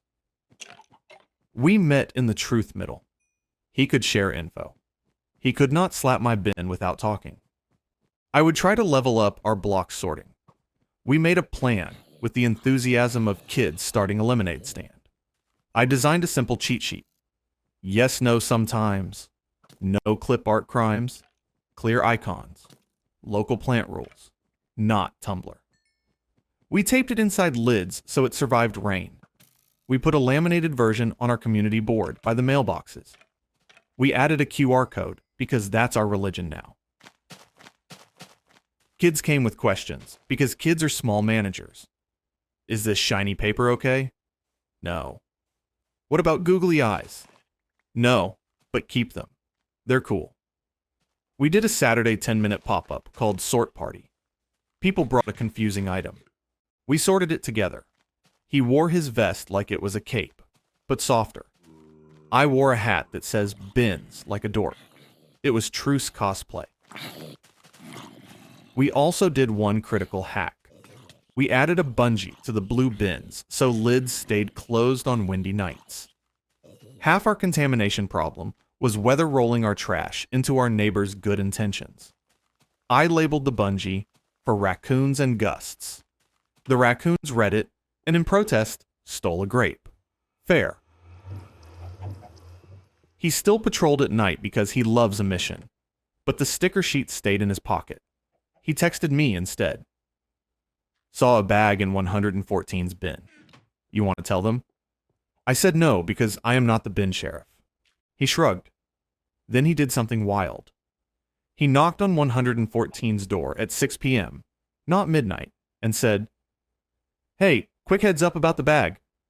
They said, "Oh, sorry, didn't know," and removed it. Civilization. We made 2 more small changes with big return. Shared overflow days and a quarterly drop for weird stuff like batteries and paint. He drove a hatchback that looked like it had applied for nonprofit status. We filled it with orphan trash. He took it to the right places. He came back with donuts because community is sugar. Not everything was cute. He once yelled at a teenager for tossing a soda can in trash. The teenager was me in a larger body at 14, and I saw the old me flinch. I pulled him aside. "Don't be the sticker," I said. He sighed. He nodded. He apologized to the kid. The kid shrugged like a rubber band and put the can where it belonged. Our block got weirdly good at blue bin Tetris. Cardboard got flattened. Jars got rinsed. The pizza box got split between compost, grease, and recycling. Clean lid, like surgery. People high-fived with gloved hands. The waste truck driver honked a friendly honk that sounded like approval and diesel. Then the inspector got sick A week of flu that threw him into bed like a sack. He texted me, "Can you post a reminder about plastic film?" I posted a reminder about rest. The block quietly carried the rules in muscle memory. He walked outside the next Tuesday in a hoodie, pale and surprised to see the right things in the right bins without his flashlight. That was the point, and he knew it. He leaned on his clipboard like a crutch and smiled without a sticker. Every now and then, a new neighbor will break the spell with a black bag in blue. He will start towards them like a siren. I will touch his sleeve and say, "Teach." He changes course. The red sheet in his pocket stays folded. The cheat sheet on the lid does the talking. You can hear the street hum. It's tidy, not tense. He still wears the vest. We let him. It makes him happy and visible in the dark. But the neighborhood learned the rules and made them boring. Boring is sustainable. Boring is sleep. Let's leave the bins. Crack your knuckles softly. We're heading back inside, to a roommate who labels oxygen. The label maker started as a joke. Salt, it said, stuck on the salt. Nice, domestic. Then it snowballed like a sitcom prop got an anxiety disorder. Not yours. Seriously. Airspace.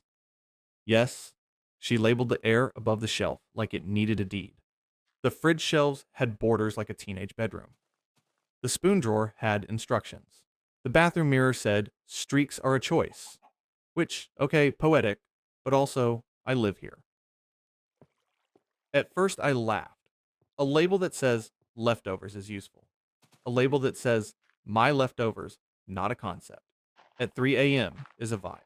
The tea cupboard turned into a museum. Black tea. Herbal tea. Tea that makes you question your life. I respected the curation. I did not respect waking up to find a sticker on my mug that said, "Borrowed from me on Tuesday." No, man, this is my childhood mug. It's older than my student debt. I try to talk. "Hey, labels are loud," I said.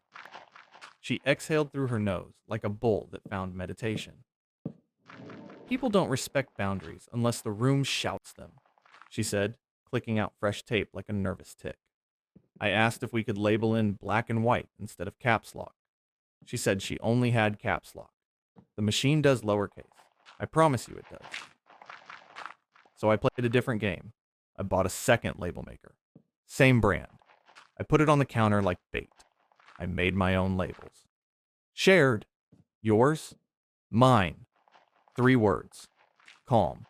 We relabeled the kitchen like a truce negotiation. Top shelf. Hers. Second. Mine. Third. Shared. A small chart on the inside of a cabinet door that said, "If you finish a shared thing, text to replace." We added checkboxes people could tick with a dry erase. We did a week like that. Things softened. Fewer labels argued. More labels informed. She retaliated in fun. She labeled the couch cushion butt zone. I labeled the plant photosynthesis is hard.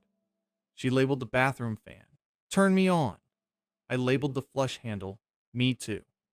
We giggled like bored 12-year-olds who got away with a swear. Humor cracked something heavy open. Through that crack, air came in that didn't need a label. But there was a real wound under the tape. She grew up in a house where your things vanished unless you wrote your name in Sharpie. She buys duplicates because she assumes hers will walk.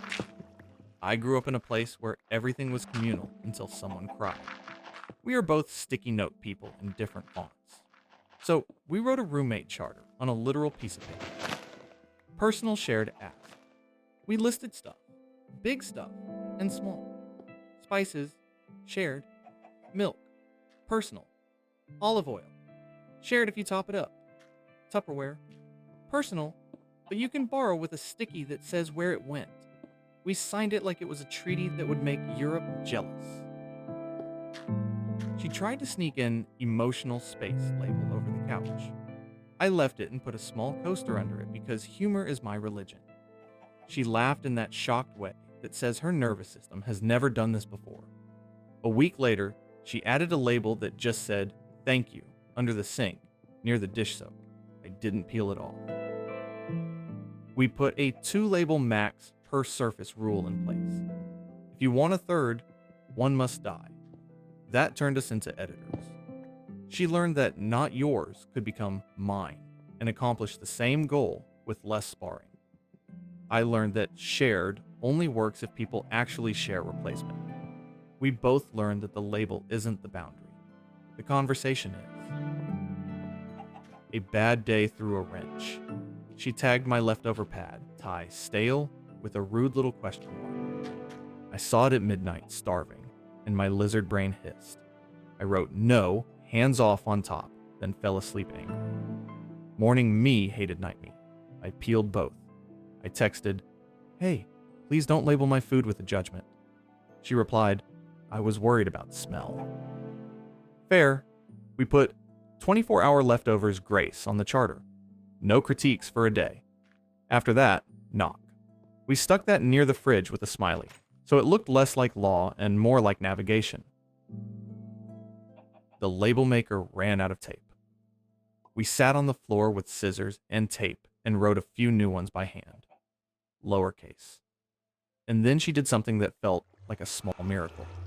She labeled the cap drawer, "Help yourself." I almost cried at a drawer. She laughed because she saw it in my face. We hugged between the fridge and the counter like solemn idiots.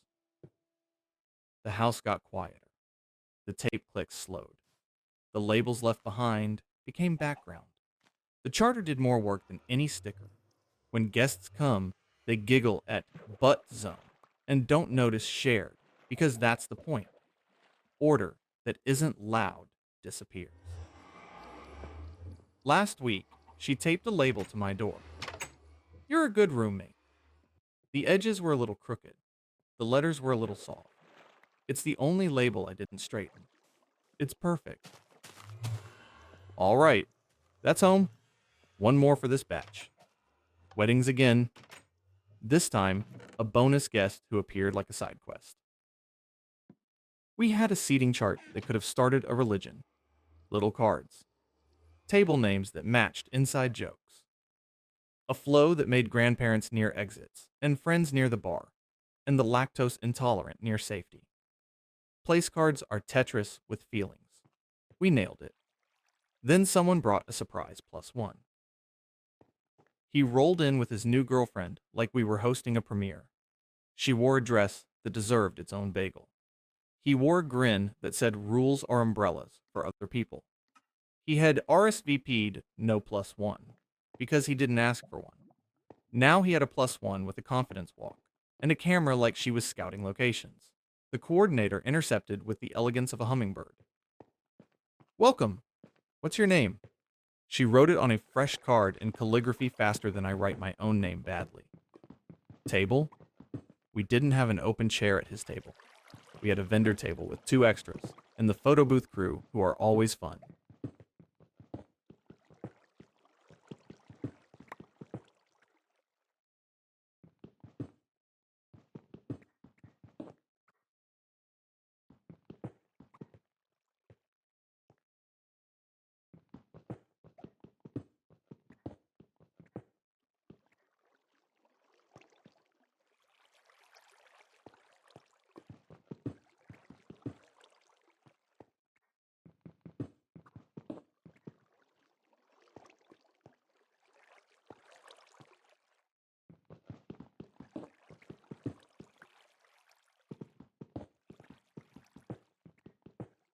We created Table Adventure.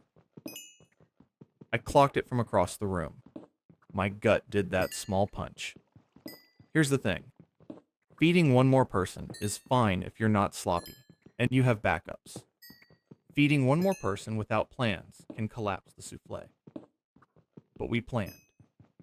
We had 2 spare meals because someone always forgets they exist. We had a few extra chairs because our rental guy is a realist. We had name card blanks because our coordinator is a witch in a good way. We sat +1 at Table Adventure with a smile and a glass of water. We told her, "Photo booth is behind you. You are going to have the best stories. She smiled back like she had invented smiles. He pouted because his timeline got tweaked. He sulked through cocktail hour. She did 3 photo booth strips with the DJ and my aunt. She met my college friend who turns every napkin into origami. By dinner, she was at ease, like she'd been invited. Then the food curveball. She's vegan, not just vegan, gluten-free vegan. Of course, my caterer said, no problem, because she's a magician and owns a fridge like Narnia.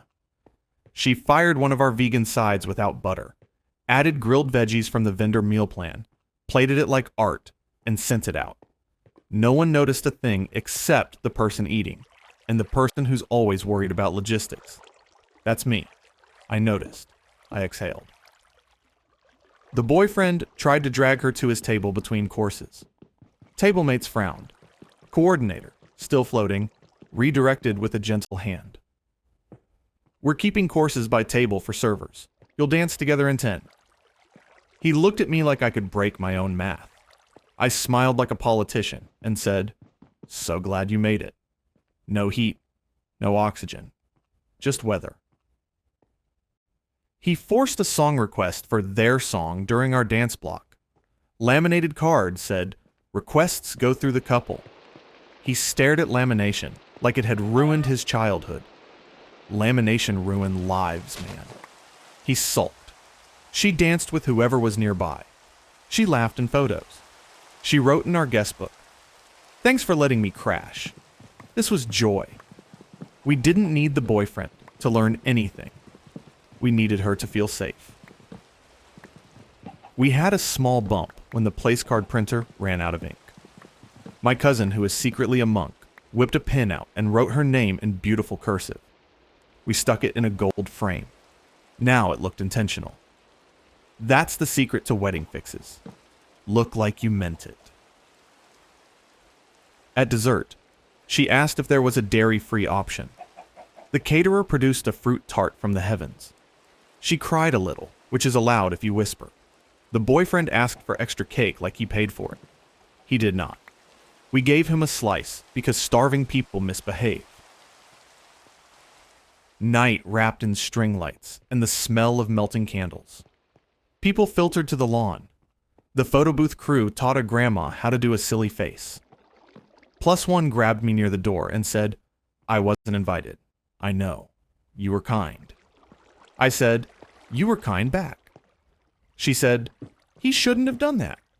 I said nothing because your decisions are none of my business on my wedding night. She handed me a napkin with her Instagram like it was a business card from an alternate dimension. Send me a photo of the flowers. I'll paint one. The napkin had a tiny grape jelly dot. It felt like a signature. Just weeks later, she DM'd a painting of our table blooms. It was loose and bright, and not literal. I loved it. I paid her because artists eat. I hung it in the hallway where sunlight hits. It reminds me that a surprise can be a mess or a story. We chose story. We did send the boyfriend a note later in plain language. Next time, ask. We can plan. If you don't ask, we still handle it. But it's rude. He replied with, my bad. That's as much as you can wring out of a man who wears sunglasses indoors. Good enough.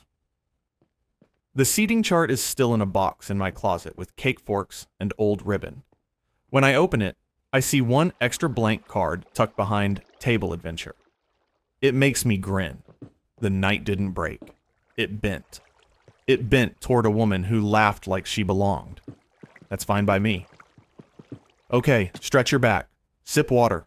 If you're still awake, we'll keep going soft and steady.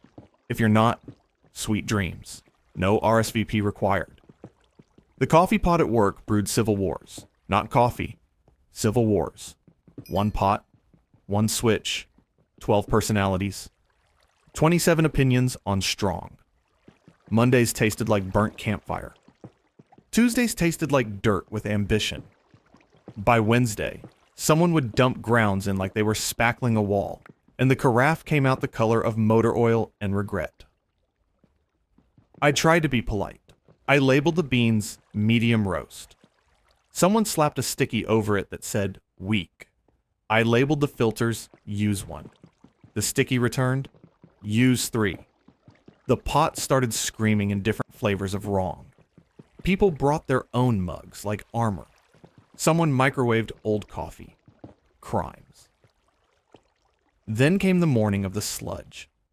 I poured, and the stream crawled out like it was thinking about its choices. I sipped.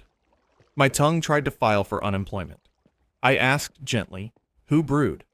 A voice from the corner said, I like it bold. Bold is a color. This was asphalt. He grinned and said, French press vibes. It was a drip machine. The machine deserved a lawyer. I didn't lecture. I rolled in a second machine from a thrift store, like a dad with a plan and a coupon. Clean, shiny enough. I labeled one rocket fuel and the other human. No shade, just categories. I put ratio cards on strings. 115 water to coffee on the human. 112 on the rocket fuel. Because I, too, believe in options. I added a little scoop chart because math calms people who fight about taste. Sludge. Guy marched up and smiled like he'd won. Finally, he said, aiming both scoops at Rocket. I held up a hand. We're trying a system. 1 scoop per 3 cups. Taste. Adjust. He rolled his eyes. He scooped anyway.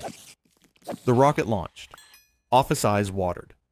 I put a tip jar next to the machines labeled beans filters, and the quiet people filled it like church. Day 2. Filters vanished. Day 3. Beans did. The coffee kitty was fine. The supplies were not. I set lockable canisters on the counter with a sticky that said, ask me for code. I say yes. People asked. Sludge guy didn't. He brought supermarket espresso that smelled like burnt toast and poured it in Rocket's basket like soot. The machine whined.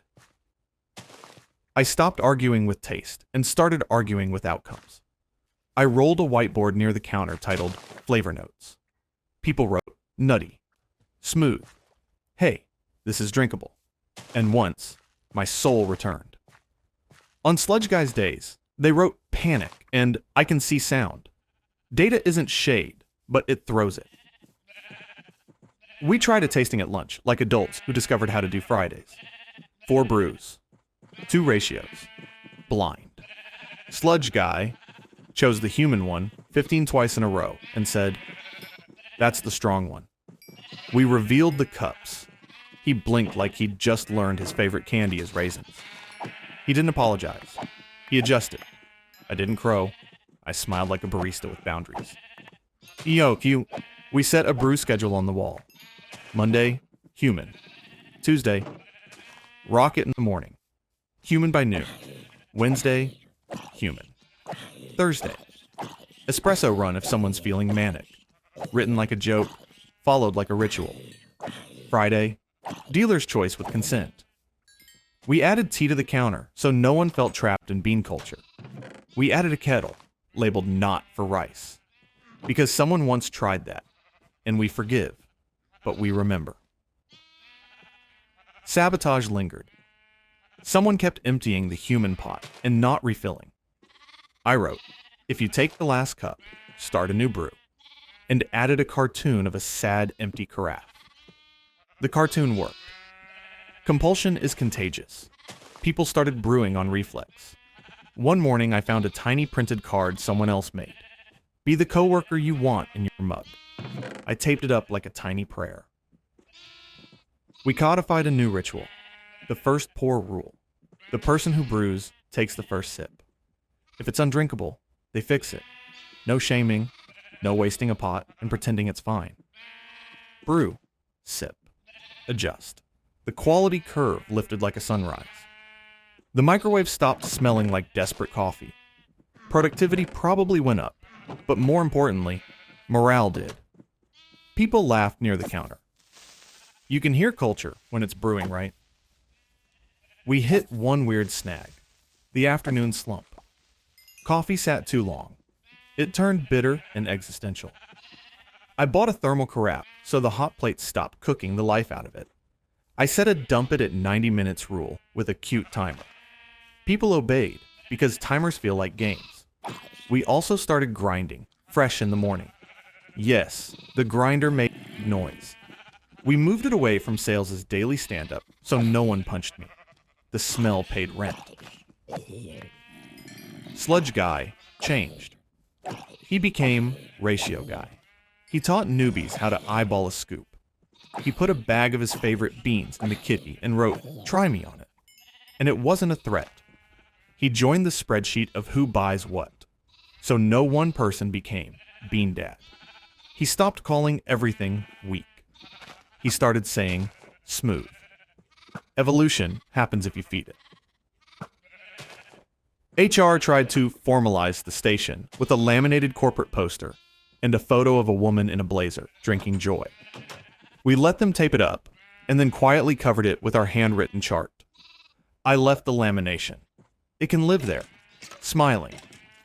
The machines hum like pets. The counter has a plant now. Someone named it Joe. Of course they did. We had one spill that baptized the floor and my shoes. A river of brown. Ratio Guy grabbed towels before I could swear. The intern brought a mop with the urgency of a person who wants to graduate. We cleaned and laughed because it's just water plus beans, plus Monday. No one yelled. That is the point. Now, when I pour, it tastes like truce. Not my perfect. Not your perfect. Our acceptable. Human in the morning. Rocket when a deadline asks politely. People linger for 30 seconds longer than they need to and say one nice thing. That's leadership, not titles. Mugs. This whole thing started because one person liked coffee that could remove paint. It ended with a station that runs itself and a jar that never empties. Small systems fix loud fights.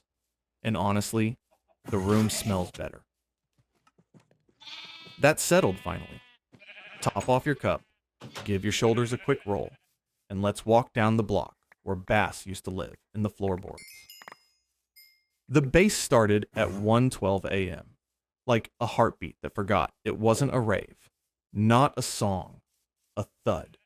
The spoon in my sink rattled. My plant leaned like it wanted to leave me.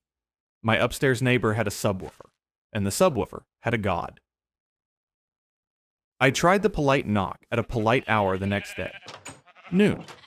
He opened the door with headphones on his neck and eyes like, what? His apartment looked like a music store moved in and never paid rent. Controllers, pads, a desk that could fly a drone. I said, hey. I said, nights are loud. He said, I work nights. I said, me too. Sleep is my hobby. He nodded, like he was listening to a genre I hadn't heard. We swapped schedules on our phones like awkward spies. His creative window was midnight to 3. My REM schedule was midnight to 7. That's overlap, like a Venn diagram that screams. He offered earplugs. I offered decoupling pads for his sub. He laughed at the word decoupling and then looked it up. We both learned something.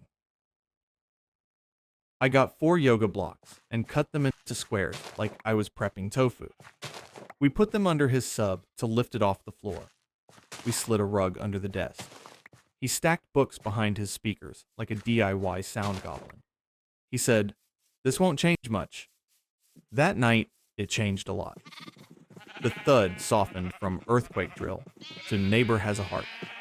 It was still there, but it stopped kicking my spoons. We weren't done. I brought over door sweeps and weather stripping because Bass is a raccoon. It gets in at the edges.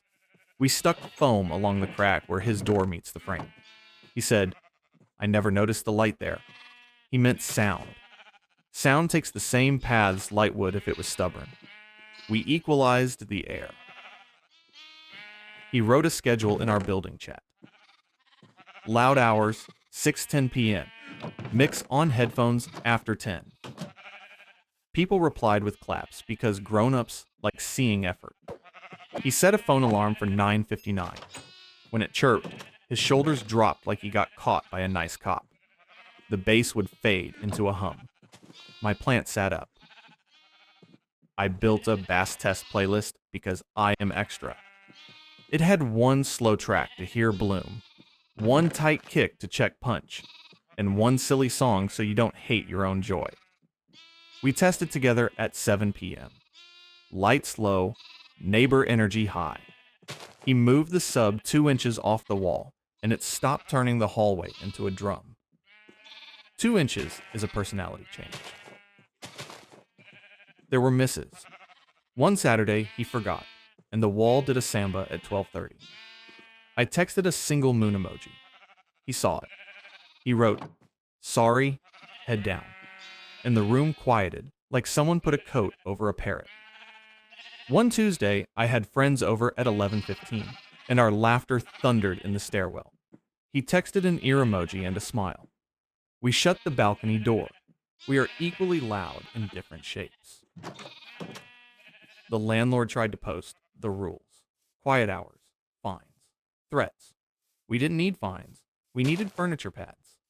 I made a little kit in a shoebox, adhesive felt, rubber feet, 2 tennis balls cut in half like lo-fi isolation, a roll of painter's tape, a note that said, "Borrow and return."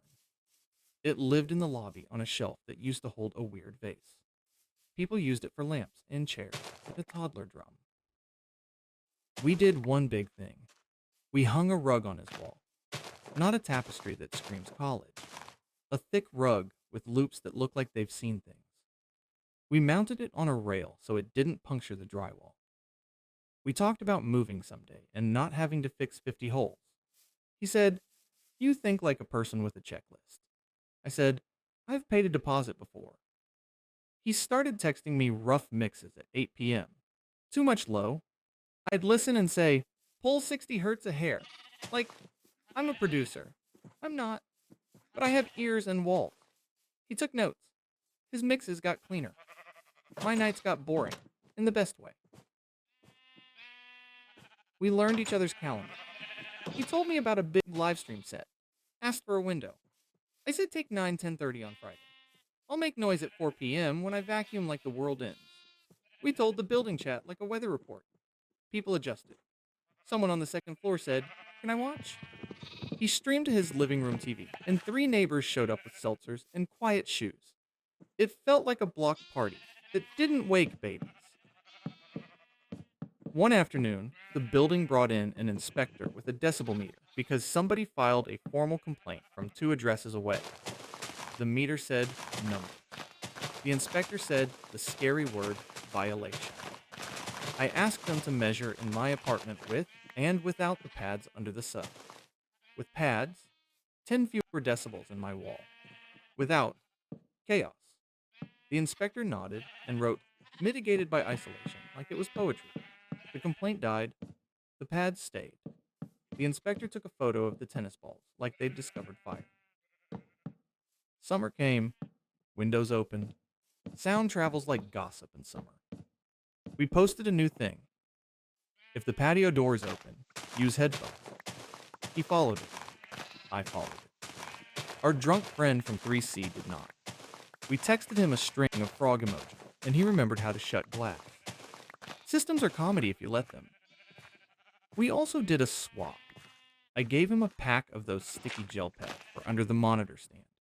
He gave me a pack of the best earbuds I've ever met, for emergencies only. Not as policy, as parachute. Knowing I had them in the drawer made sleep show up faster. I rarely used them. Comfort is 90% options.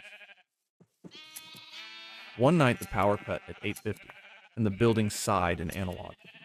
No bass, no dishwashers, just us and air.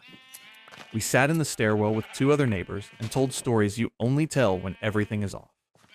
He said music kept his brain from chewing its own tail.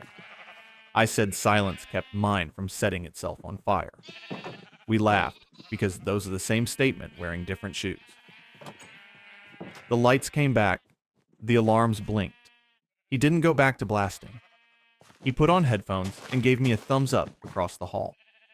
I gave him a thumbs up back and held it a second like a dork. That's the handshake of people who learn timing. Now when bass happens, it's on purpose and on schedule. My plant doesn't flinch. My spoons nap in drawers like saints. He makes better mixes because the room stopped fighting him. I sleep because the building learned to whisper. Silence isn't empty. It's generous. So is a rubber pad and a text that says moon. That's our language now. It works.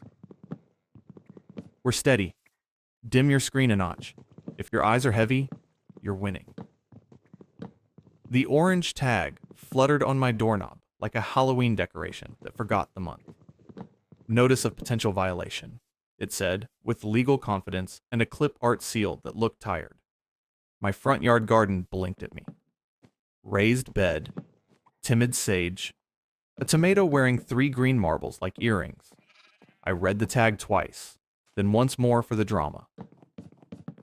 It listed obstruction of sightline and encroachment. I stood at the sidewalk corner and did the car driver squint. The bed sat a meter back, polite as a librarian. My tallest plant was a rogue sunflower trying to see the mailman. I measured with my arm because I am not a tape measure man. It looked fine. It did not feel fine. I brewed tea and opened the city code like it was a bedtime story written by someone who loves commas. I found the part on front yard vegetation. Height caps within the site triangle. 2 numbers jumped out. 0.9 meters. Max within 3 meters of the corner. My bed, 1.2 back, 0.45 tall. Plants mostly under 0.9, with the exception of that ambitious sunflower. Okay, I could work with that. The notice had a name on it. Inspector Diaz. I called. I used my polite voice like I was asking for a favor at a bakery. He answered with the exact tone of someone who deals with both raccoons and raccoon-adjacent humans. We set a visit for Thursday at 10. He said, "Bring whatever documents you think help." I brought the code printout, a photo of my garden plan on graph paper, and a plate of lemon shortbread because sugar is diplomacy. My neighbor across the way, who lives for rules, waved from his porch with a face like a filing cabinet. He mouthed, "Sightline." I mouthed, "Yes." He mouthed, "Thank you." I thought, maybe he complained. Maybe someone else did. The tag is just a system. Either way. Thursday. I trimmed the sunflower by 6 inches, enough to keep it cheerful and legal. I edged the bed with a crisp line of brick so nobody mistook soil for chaos. I staked a tiny sign. Pollinator patch. Native herbs and friendly bees. I put my rain barrel behind the lattice because a blue barrel screams even if it's mute. I printed the specific code lines and taped them to the back of my garden plan, like homework. Thursday came with a city car that squeaked and a hat that looked official. Diaz walked slow, took pictures, nodded to himself like a jazz musician who hears the beat. "We've had calls," he said, "mostly about that corner." He stood in my spot. Did the car driver squint?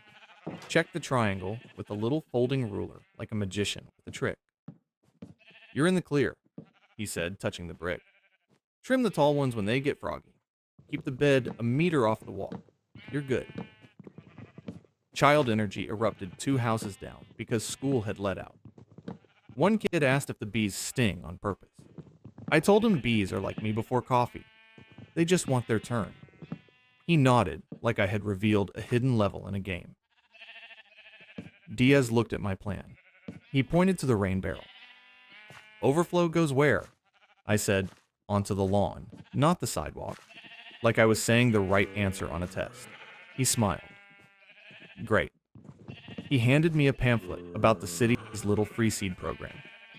"Use these. People calm down when they see this logo." He meant the green leaf with the city name under it. Authority is a sticker sometimes. I asked about the complaint. He shrugged. "We don't do names, but usually it's someone who hears the word front yard and thinks golf course." Fair. My front yard is not a golf course. It is a salad future. I hosted a mini garden open hour on Saturday with lemonade that wanted to be famous. I put the pamphlets out like party favors. I labeled the plants with cute signs: basil, thyme, milkweed, with little drawings that looked like I'd tried. 3 neighbors came. One asked for thyme clippings. One asked if milkweed gets messy. One asked if I was trying to attract snakes. I told her snakes are busy elsewhere. She laughed and took a basil sprig like a peace tree. Rural neighbor stopped by with a tape measure in his hand. I braced for decimals. He surprised me. "I like the brick," he said. "It looks intentional." He meant it looked less like I fell over with a shovel and more like I planned. He mentioned cars speeding off the corner and said he'd called the city about it. "I didn't call about this," he said, nodding at the bed. He looked honest, in the way people do when they want you to know they're not the villain in your brain. The city sprouted a slow sign 2 weeks later. Whether because of his call or because the universe has timing, I don't know. The corner felt calmer. The bed kept its brick line like a good haircut. I added a low trellis far from the triangle because peas need hobbies. One morning, I found a note tucked under a rock on the bed. "Thank you for the bees," signed by a looping handwriting that screamed 3rd grade. I tucked it under a magnet on my fridge and made a mental note to plant extra zinnias.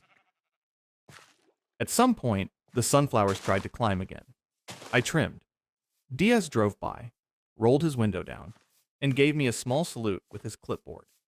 I saluted back with my trowel, like a knight from a very specific kingdom. I got a yard sign later. Certified Wildlife Habitat. I paid the small fee, because again, stickers.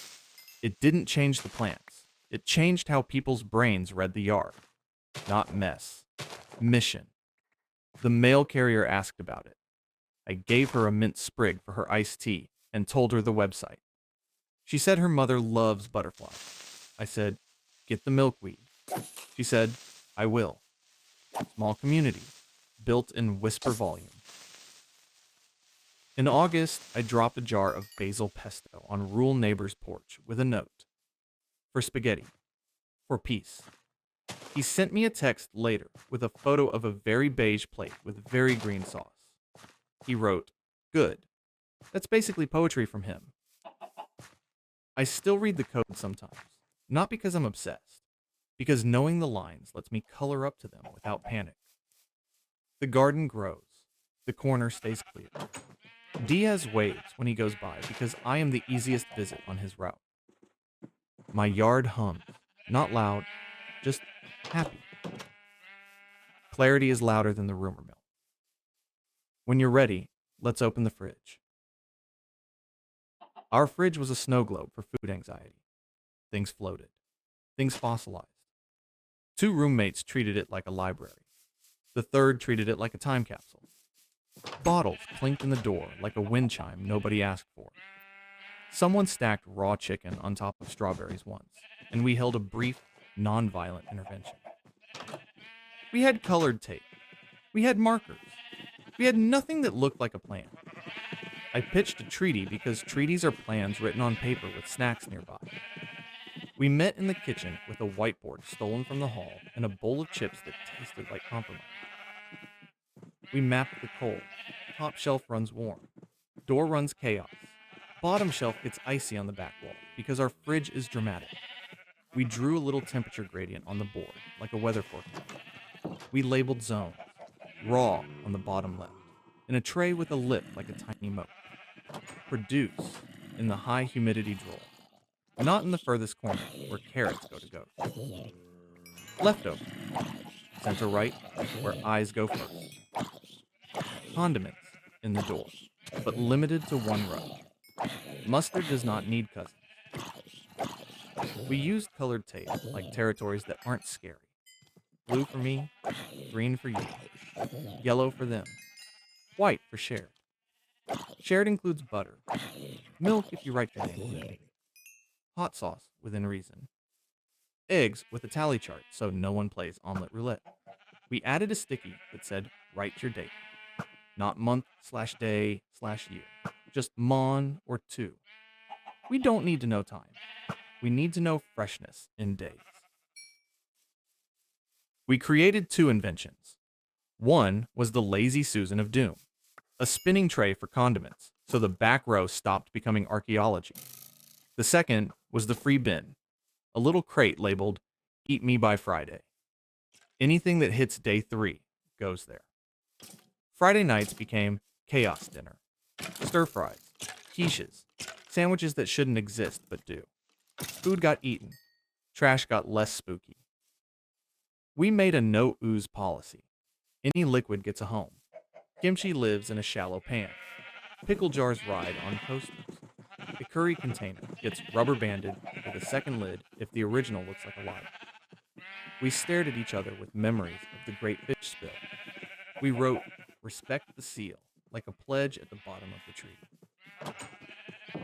Shelves got names because humans label things to feel safe. Leftovers Lane, Veggie Valley, Meat Beach. People fought the name. Meat Beach won. The door got a sign. Light things only. No gallon of milk in the door. Door shelves pitch tantrums if you try. The treaty had enforcement by vibe, not police. A minister of fridge rotates weekly. That person wipes a shelf, tosses the science experiments with a group chat photo for accountability. Hey, whose is this jar of air?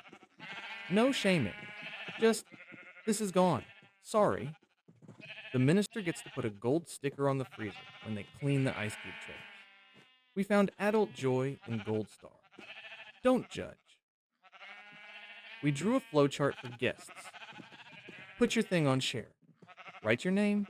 Set your timer. People laughed and followed it because nothing beats a drawing of a smiling yogurt. We left Sharpies in a cup tied to the handle with strings so the pens couldn't escape like tiny prisoners. Stress showed up on day 9. Someone moved the cheese. Not a metaphor. Real cheddar from blue to green territory. Bloomy texted the chat. Missing. Cheddar block. Green said, I saw it on the door. The door, which is no man's land.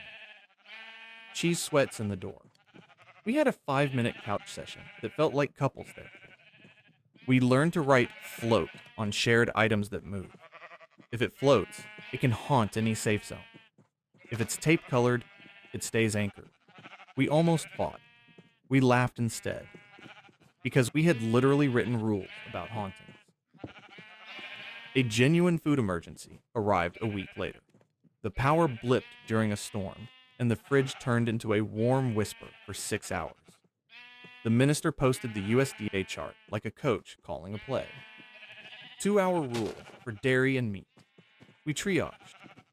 We tossed what would hurt us, cooked what we could salvage, fed people with weird omelets, and a humility we didn't know we had.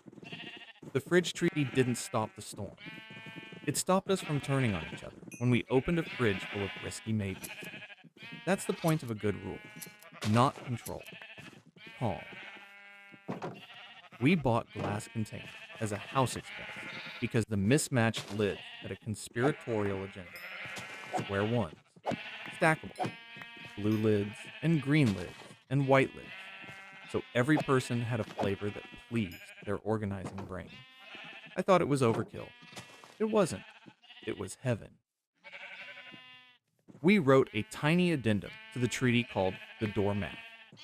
Door can have 5 condiments per shelf, 2 shelves, ketchup, mustard, mayo, hot sauce, jam. Pickle may usurp jam. If a new bottle arrives, an old one must die or move to the Lazy Susan. The death is compost if mold exists. The move is chill if it doesn't. We stuck a sticker on each allowed spot. Visual math. People love games, even when they pretend they don't. The freezer was a feral cat. We domesticated it with bins. Veg, meat, bread, mystery. Mystery had rules. Label within a day, or it becomes soup in 2 weeks, whether it wanted to or not. We posted Freezer Day on the first Sunday of the month. We made actual soup with the orphans and felt like pioneers who discovered stock.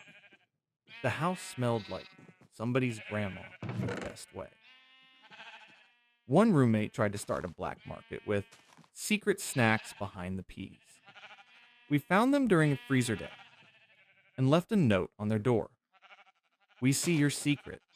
Love the peas. He brought the snacks out like a shame ceremony, and we put them on, shared with a please ask note. He smiled like a raccoon caught gently and became a person again. We celebrated nothing with a fridge warming. We wiped, we stacked, we sparkled the handle like a trophy. We bought one luxury, a tiny motion light that comes on when the door opens. It made midnight feel like a heist with better morals. We took a photo, we printed it and taped it inside the pantry because pride belongs on paper sometimes. There were slips. Someone left a takeout box without a date. The minister wrote, "Who dis?" with a little heart. The owner claimed it within hours because nobody wants the internet's tone in their fridge. Someone put eggs on a door shelf. The next morning, the shelf cracked. We didn't lecture. We pointed at door math and bought a replacement with the chill tax jar, a little dish where we drop coins for communal fixes. Fixing together beats blaming alone. We learned the joy of the I'm out of town shelf. If you're gone, we consolidate your perishables to one spot and put a note. Touch with love. People make a respectful raid. You come back to fewer ghosts and zero guilt. Now the fridge is quiet in spirit and loud in electricity hum. We open it and don't have to fight for what we need. The free bin works. The lazy Susan spins like a patient planet. Nobody labels the air anymore. Organization made more food taste like food. Okay, soft shoulders. Last one for now. Work noise. Turned down without a fight. Open office is a bowl of sound soup. Keyboard rattles, whisper shouts, Slack pings trying to be birds. Someone's phone ding with the glassy ding that makes your teeth itch. Then a memo arrived like a cloud. Headphones discouraged, increase collaboration. The memo had a stock photo smile. The floor had PTSD. The week after the memo felt like a carnival without kettle corn. Sales did calls on speaker. Design played reference tracks on laptop speakers very softly, which is worse than loudly. Two people started talking in accents because accents make jokes feel new. My brain ping-ponged until it wanted to climb out and live under a fern. I didn't stage a revolt. I walked around with a decibel meter app like a nerd on a mission and wrote numbers on sticky notes. 62 dB at my desk, 74 by the printer, 81 near the elevator when the contractor was drilling the ceiling into the past. I made a little map with color dots. Green for okay, yellow for you pause a thought, red for forget it. I didn't show it to management first. I showed it to the people.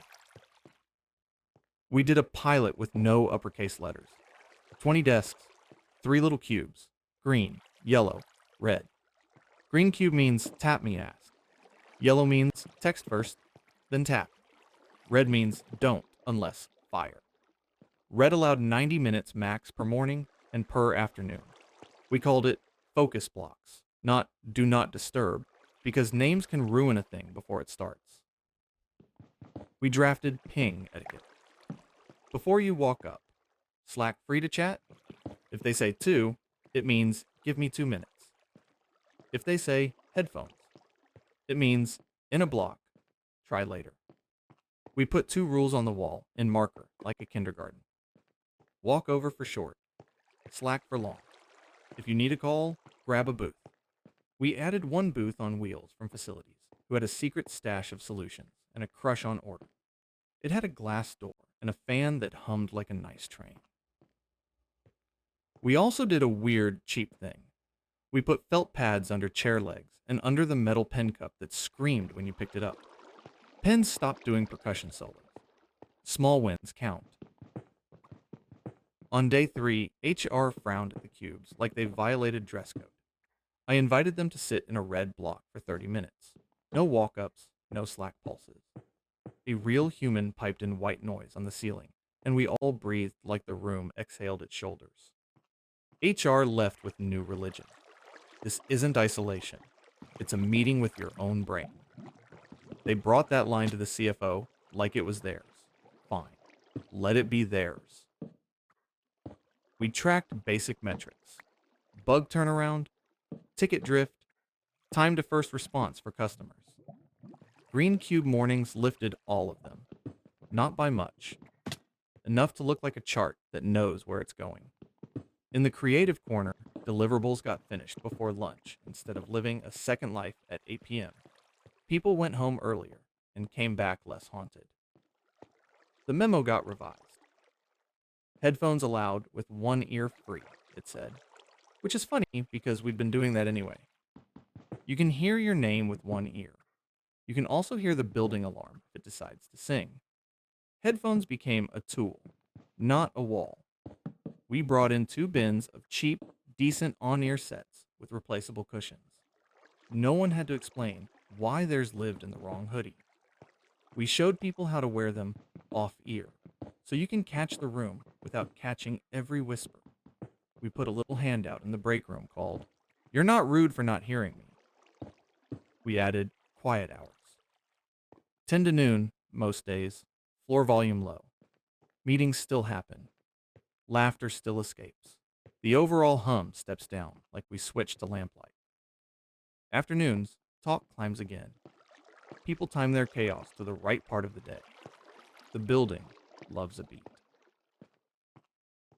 The last holdout was a product manager who thinks collaboration is walking up and saying, "Quick question," every 6 minutes. We gave him a job.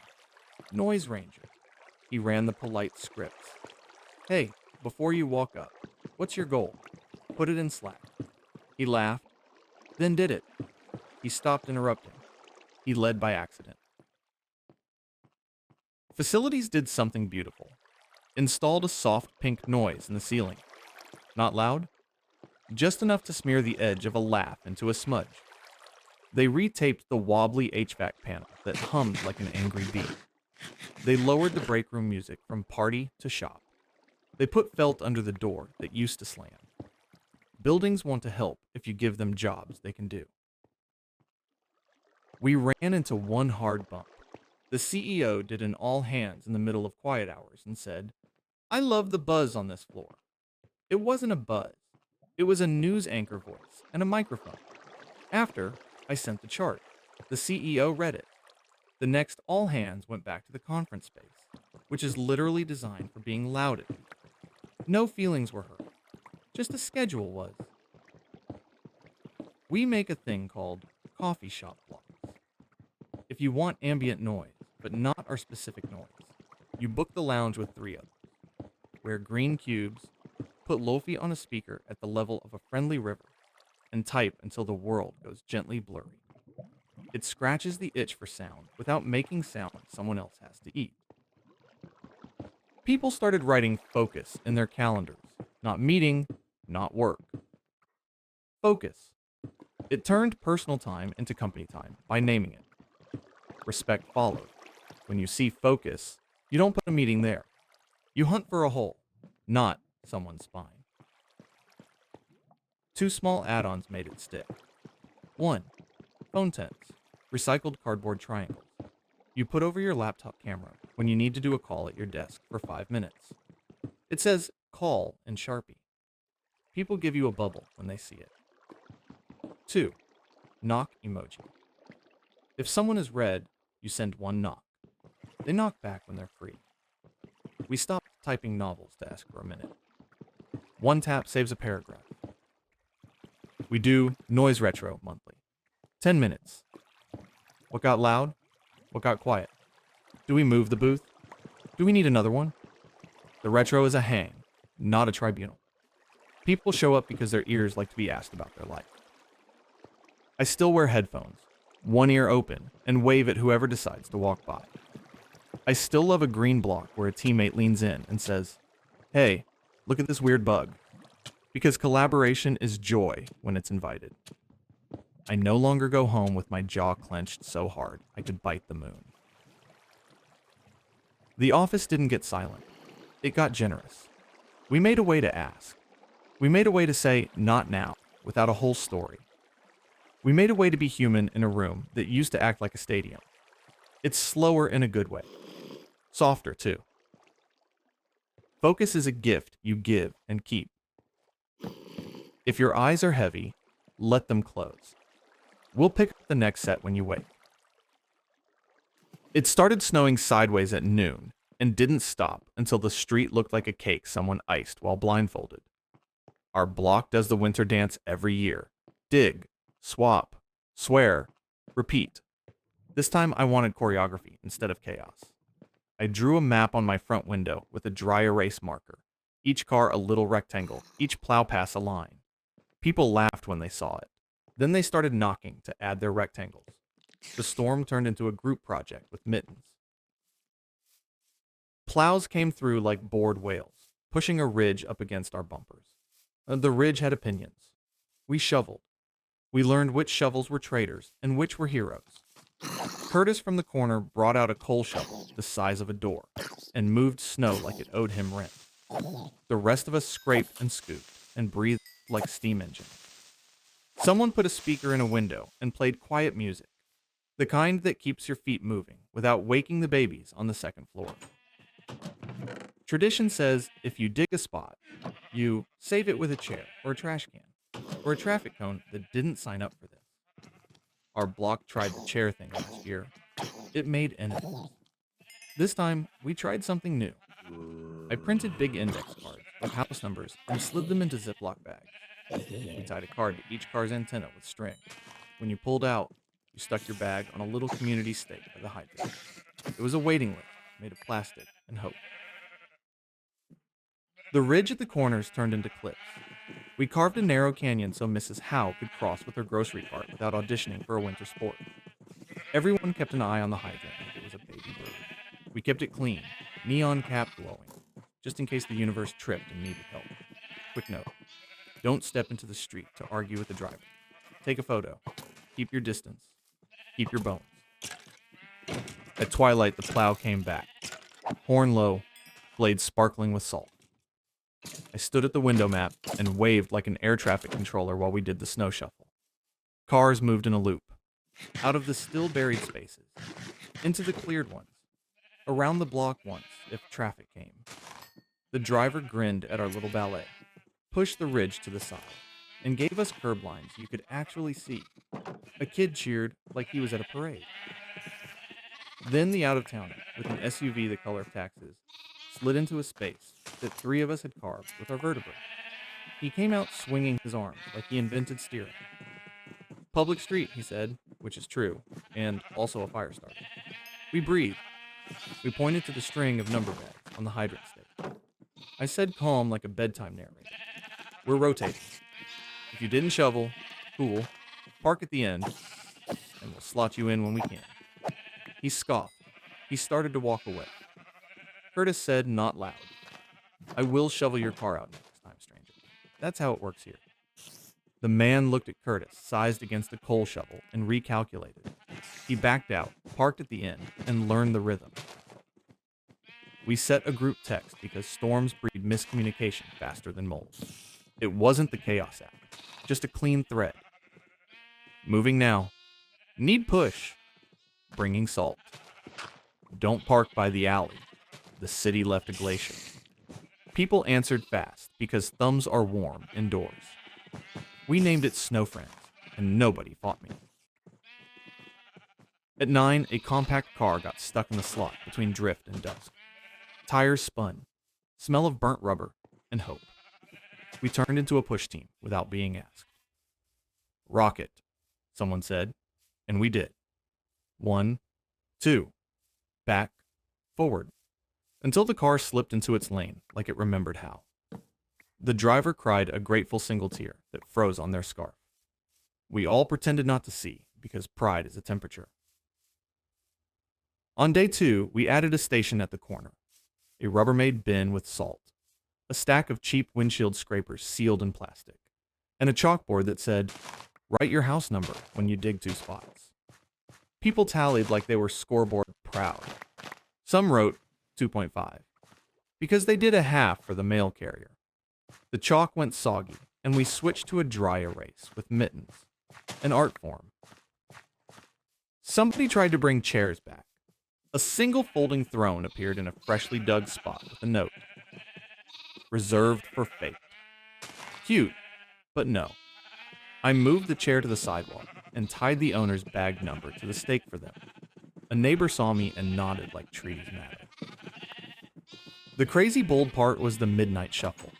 The plow tweeted. Do plows tweet? Ours did, apparently. City pilot program. It said, second pass midnight to 2. We set alarms, moved cars in slippers and hats.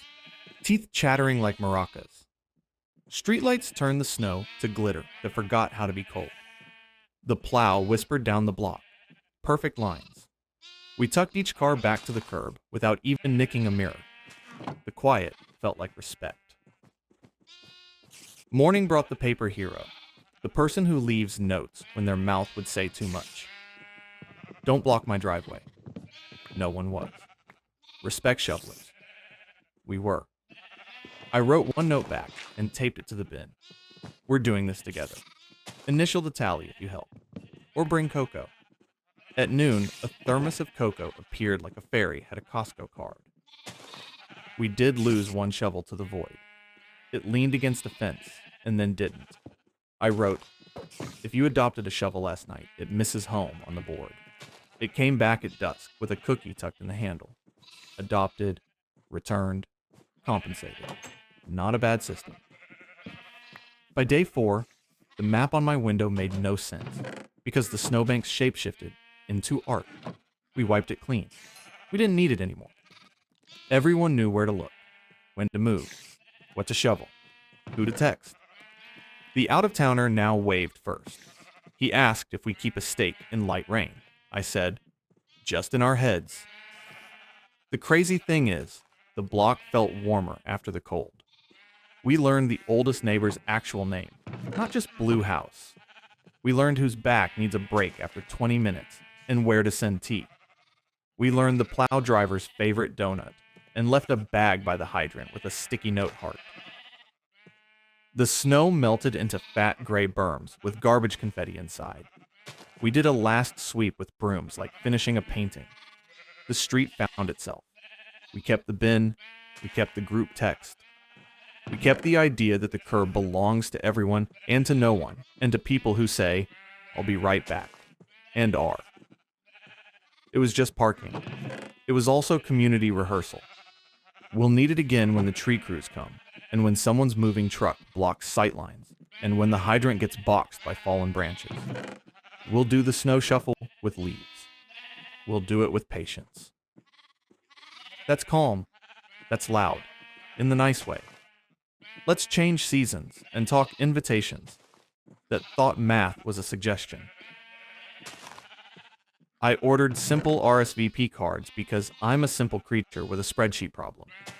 Little lines for names, a box for accepts or declines, and the sentence I thought would save me. We have reserved X seats for you.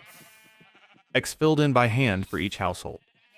Precision, politeness, boundaries, wearing linen.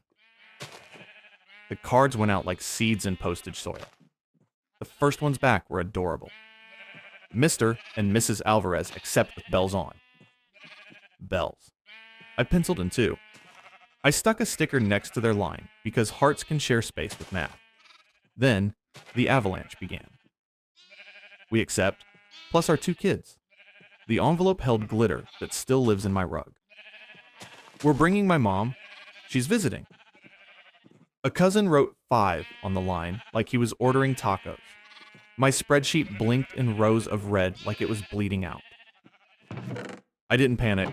I made tea, opened the laptop, and created columns. Invited, reserved, responded, requested extras, notes. Notes had sentences like, thinks venue expands on command. I drafted a message template in the voice of a kind bouncer. We're so excited to see you. We have space for number for your household. We don't have room for extras, but we'd love to hug your mom at brunch on Sunday. I added 3 exclamation points, then deleted 2. I sent 10 versions. I paced the hall. I pet the cat. Responses fell into three camps. Camp A. Oops, our bad. We'll stick to two. Love Camp A. Camp B. We assumed kids were included. We said gently, we love your kids, but we're doing adults only, so we can seat grandma near a bathroom, and you can dance without Cheerios in your pockets. Most understood. One sent a crying emoji. I sent a heart. Camp C. We already booked flights for 6. They were lying. Flights for imaginary people are comfy. I called them. The phone made everything human. We found a way. Not an extra seat. A plan. Come to the welcome picnic. It's open. Bring mom to the morning after coffee. FaceTime Aunt Linda during dessert if the Wi-Fi behaves. I added a wait list because my therapist says I'm allowed to be a person. We didn't call it a wait list. We called it Flex. The florist had Flex flowers. Extra stems if the week delivered a miracle. We had Flex chairs if our no turned to yes, because someone changed plans or forgot how calendars work. I learned to leave 2 seats for luck and not tell anyone those seats existed. My uncle wrote +1 surprise and drew a smiley with teeth. I called my aunt. She sighed, the sigh of a woman who has put up with surprises for decades. She said she'd handle it. The card came back next week, corrected to +0. I mailed her a gift card for a manicure with a note that said, for doing crowd control, so I don't have to. The plotting part was the tables. People see tables. I see a tiny city with traffic problems. I listed who needed to be far from whom. I listed who would blend like good soup. The spreadsheet got columns called vibe and volume. You think I'm kidding? I am not. I put storytellers near quiet people, old friends near new ones, soft hearts near people with loud laugh settings. The diagram on the dining room floor looked like a war plan. It was a peace plan. Someone mailed back a card with accept circled and added, plus our dog. I love dogs more than cake, but not at a venue with candles and dresses near the floor. I called. I said, not this day, but send me a photo for the slideshow. They did. The dog wore a bow tie that would have killed me on sight if he'd been in the room. Saved my life. The wildest RSVP was a coworker who wrote 2 in pencil, and then wrote maybe 4 in pen. I emailed and asked if they were bringing clones. They laughed, said 2 friends might be in town that weekend. I said, I'm not a restaurant. I can't squeeze 4 top into 2. They apologized. They sent a bottle of sparkling water to the house with a note that said, for your blood. It was cute. I kept them at 2. They came on time and did not ask for chairs shaped like miracles. I realized very quickly that wedding math is about oxygen. If you overfill, nobody breathes. So I coded all the no's in green because no's were gifts. No's gave us air. No's bought another chair for a yes that mattered. When people apologized, I wrote back, thank you for the gift of space. They thought I was being poetic. I was being literal. A week out, the caterer asked for our final count, like they were asking for my social security number. I pressed send. My fingers shook like it had a personality disorder. The sheet said 112. The fire code said 120. The extra 8 were aisle space, cake tables, room for Aunt Denise's cane. It felt right. I slept like a rock someone had forgiven. Day of, 2 people showed up who were on the no list. Not malicious. They misread the date on our save the date and decided to surprise us by still making it. They wore smiles that said, isn't this a story? I chose my words like scalpel motions. I'm happy you're here. We don't have seats for dinner, but stay for dessert and dance. They stayed. They danced. They ate cake over a standing table like teenagers at prom. It looked cool. It hurt no one. It protected the people who sent cards on time and the 4 chairs near the exit for folks who needed escape routes. At the end of the night, the 2 flex seats sat empty and shining like patient angels. I thought about filling them. I didn't. The room needed room. The air needed air. The Monday after, I mailed 3 handwritten notes that started with, "I love you," and included the line, "Next time, ask first."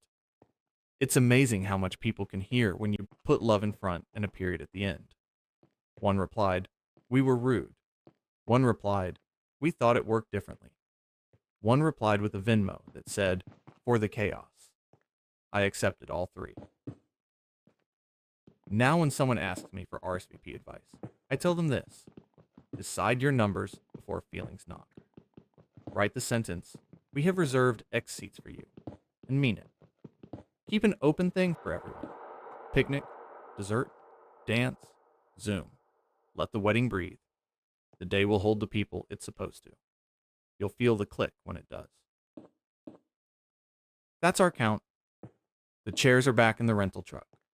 Time to stand on a porch for the last one and watch a mystery become a person. The first time, I thought the wind stole it. Box on the tracking page. Delivered. Box on my porch. Nada. I looked behind the planter, the doormat, the void under the bench where spiders pay rent. Nothing. 2 hours later, a neighbor posted a grainy video. A hooded figure walking porches like they were shopping. One hand lazy, the other quick. The comments did what comments do. Rage, jokes, threats. A picture of a raccoon as if we'd recruit it. I ordered a camera, not for drama, just to have a face, to go with an empty space. It arrived at work so the thief couldn't introduce themselves.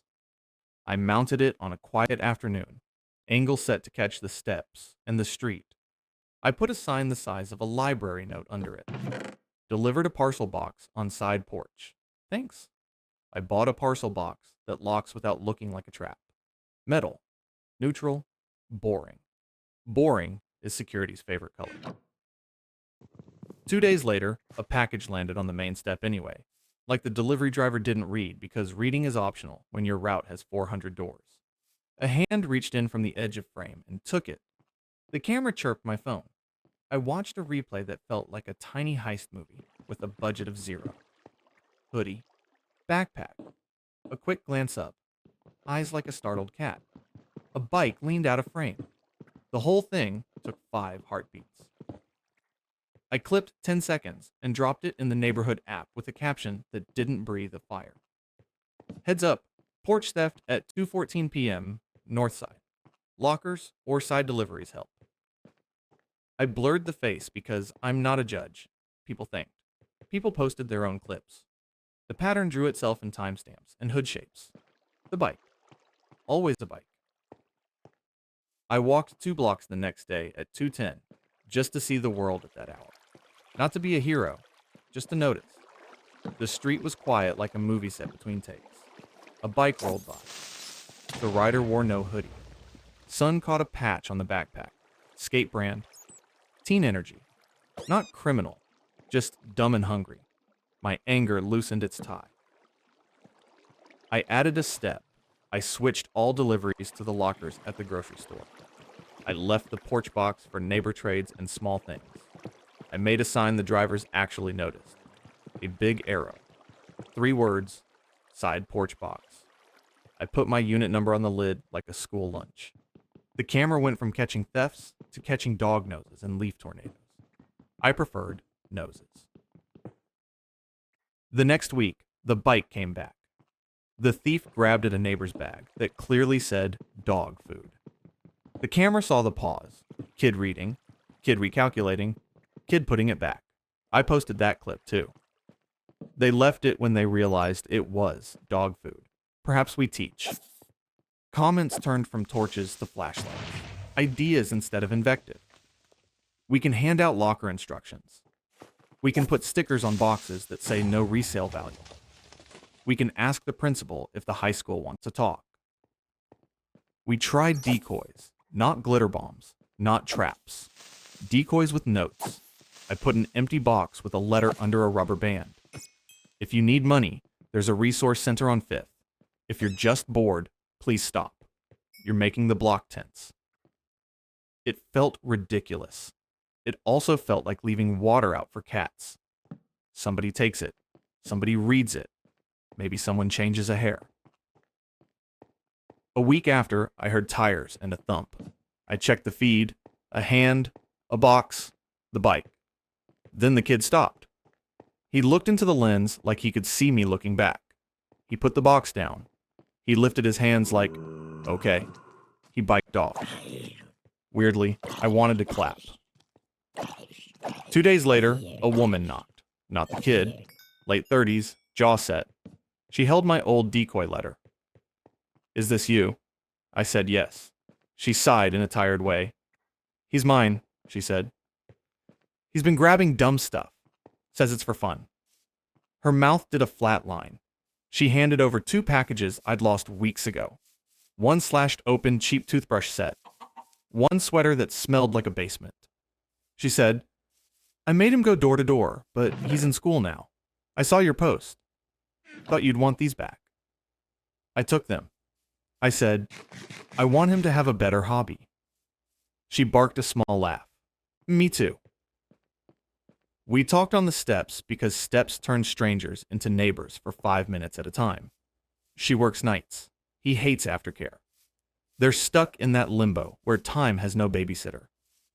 I gave her the locker sign-up page. I told her about the youth center 2 stops away that has a skate ramp and kids who survive afternoons by sweating. She said she'd try. I believed her more than I believed the comments section. I didn't call the police, not because I'm a saint, because I didn't think it would help. I kept the clip saved in a folder called Porch. I kept the parcel box. I kept the sign. I kept the idea that some problems respond to locks and some respond to letters.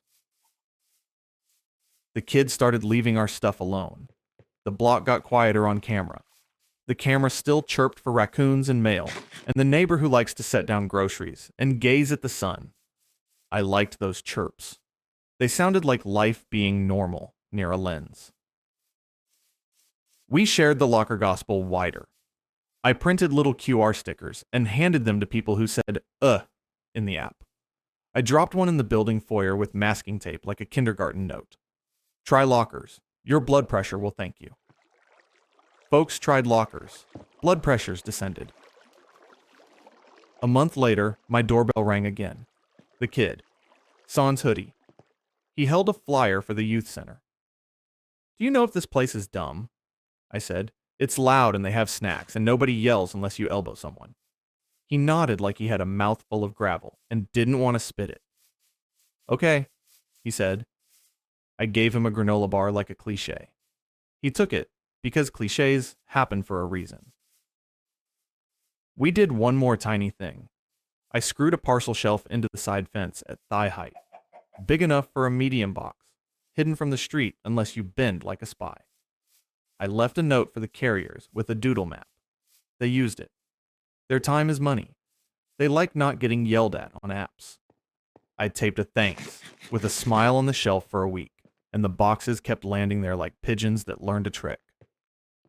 I still get the occasional package dropped on the front step like a dare. The camera sees it. The box waits. Nobody takes it. The bike rolls past now with a kid who has someplace to be. It's not a fairy tale. My sweater still smells like basement.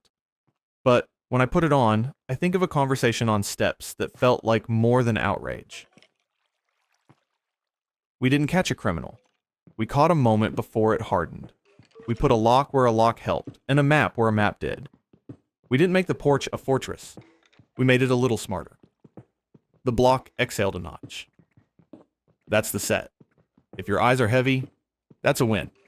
If you're still here, take a sip, uncurl your shoulders, and we'll keep the calm rolling next time. The thermostat became a petty god the day the first frost hit. It lived on the hallway wall in a little beige rectangle that looked like a calculator and judged like a grandmother. At 6:10 a.m., the hallway read 17 degrees, and my toes wrote a complaint to HR. I walked past in a robe that had seen wars. The display blinked. Someone had punched it up to 24 degrees at 3:47 a.m., like the house needed to sweat out secrets. I could hear the boiler wake from the basement and cough like an old dragon. By 6:40, the kitchen felt like soup. Maya padded in, hair up, sleeves down, smug as a cat with a sunbeam. "Cold," she said, pouring coffee the way people pour an alibi. She loves tropical. She owns blankets, but never uses them out of principle. Jonah stumbled in after wearing a hoodie, a second hoodie, and then a hat that looked like a lighthouse keeper's apology. He set his mug down and opened a window like a Victorian heroine. Steam met fog. The boiler sighed. The thermostat stared. I toasted bread and watched heat and money leak into the planet. We tried sticky notes first. I wrote, "Please no sauna" in friendly pen. Someone added, "Please no igloo" above it with a snowman doodle. Then a third appeared. "Thermodynamics is a social contract." That one was me at 11 p.m., feeling smart and tired. The notes multiplied until the thermostat looked like it was wearing a neon scarf. The first bill arrived like a letter from a disappointed uncle. We gathered on the couch under the crocheted blanket my aunt made in college, when yarn was cheap and feelings were free. I read the numbers out loud. Maya blinked slow. Jonah tucked his knees in and whispered, "I don't own blood today." I suggested we stop pretending the thermostat is a roulette wheel. We nodded like people who'd like to keep lights and also have toes. We tried a schedule: 20 degrees mornings from 6 to 9, 19 degrees daytime if home, 17 degrees if not, 18.5 degrees from 11 to dawn because decimals felt like compromise. I printed it and taped it under the beige god. "We call it Blinky now," I said. Naming helps. The first day was fine. The second day, Jonah pushed the button at midnight, then pushed again, then apologized to Blinky out loud. The third day, Maya bumped it at 5 because the cat looked chilly. The cat looked like a cinnamon roll and also like it had fur. The schedule fell off the wall and hid behind the shoe rack. I went shopping for peace without saying the word peace. Draft stoppers for the front door. The cute snake kind, not the ugly foam that looks like sadness. Thick curtains for the big window over the radiator that had been blasting heat into glass like a monologue. 2 door sweeps. A pack of little thermometers the size of mints. I put one in the cold hallway, one on a shelf in the living room, one by the window that leaks secrets, one in Maya's "It's Chilly" corner, and one by the thermostat to catch lies. Numbers beat vibes in court. The mints told stories.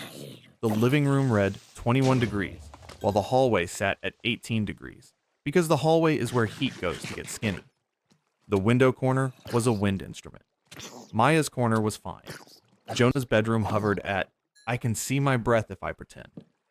The thermostat read 19 degrees and believed itself. We shifted the couch 2 meters so it wouldn't block the radiator like a bouncer.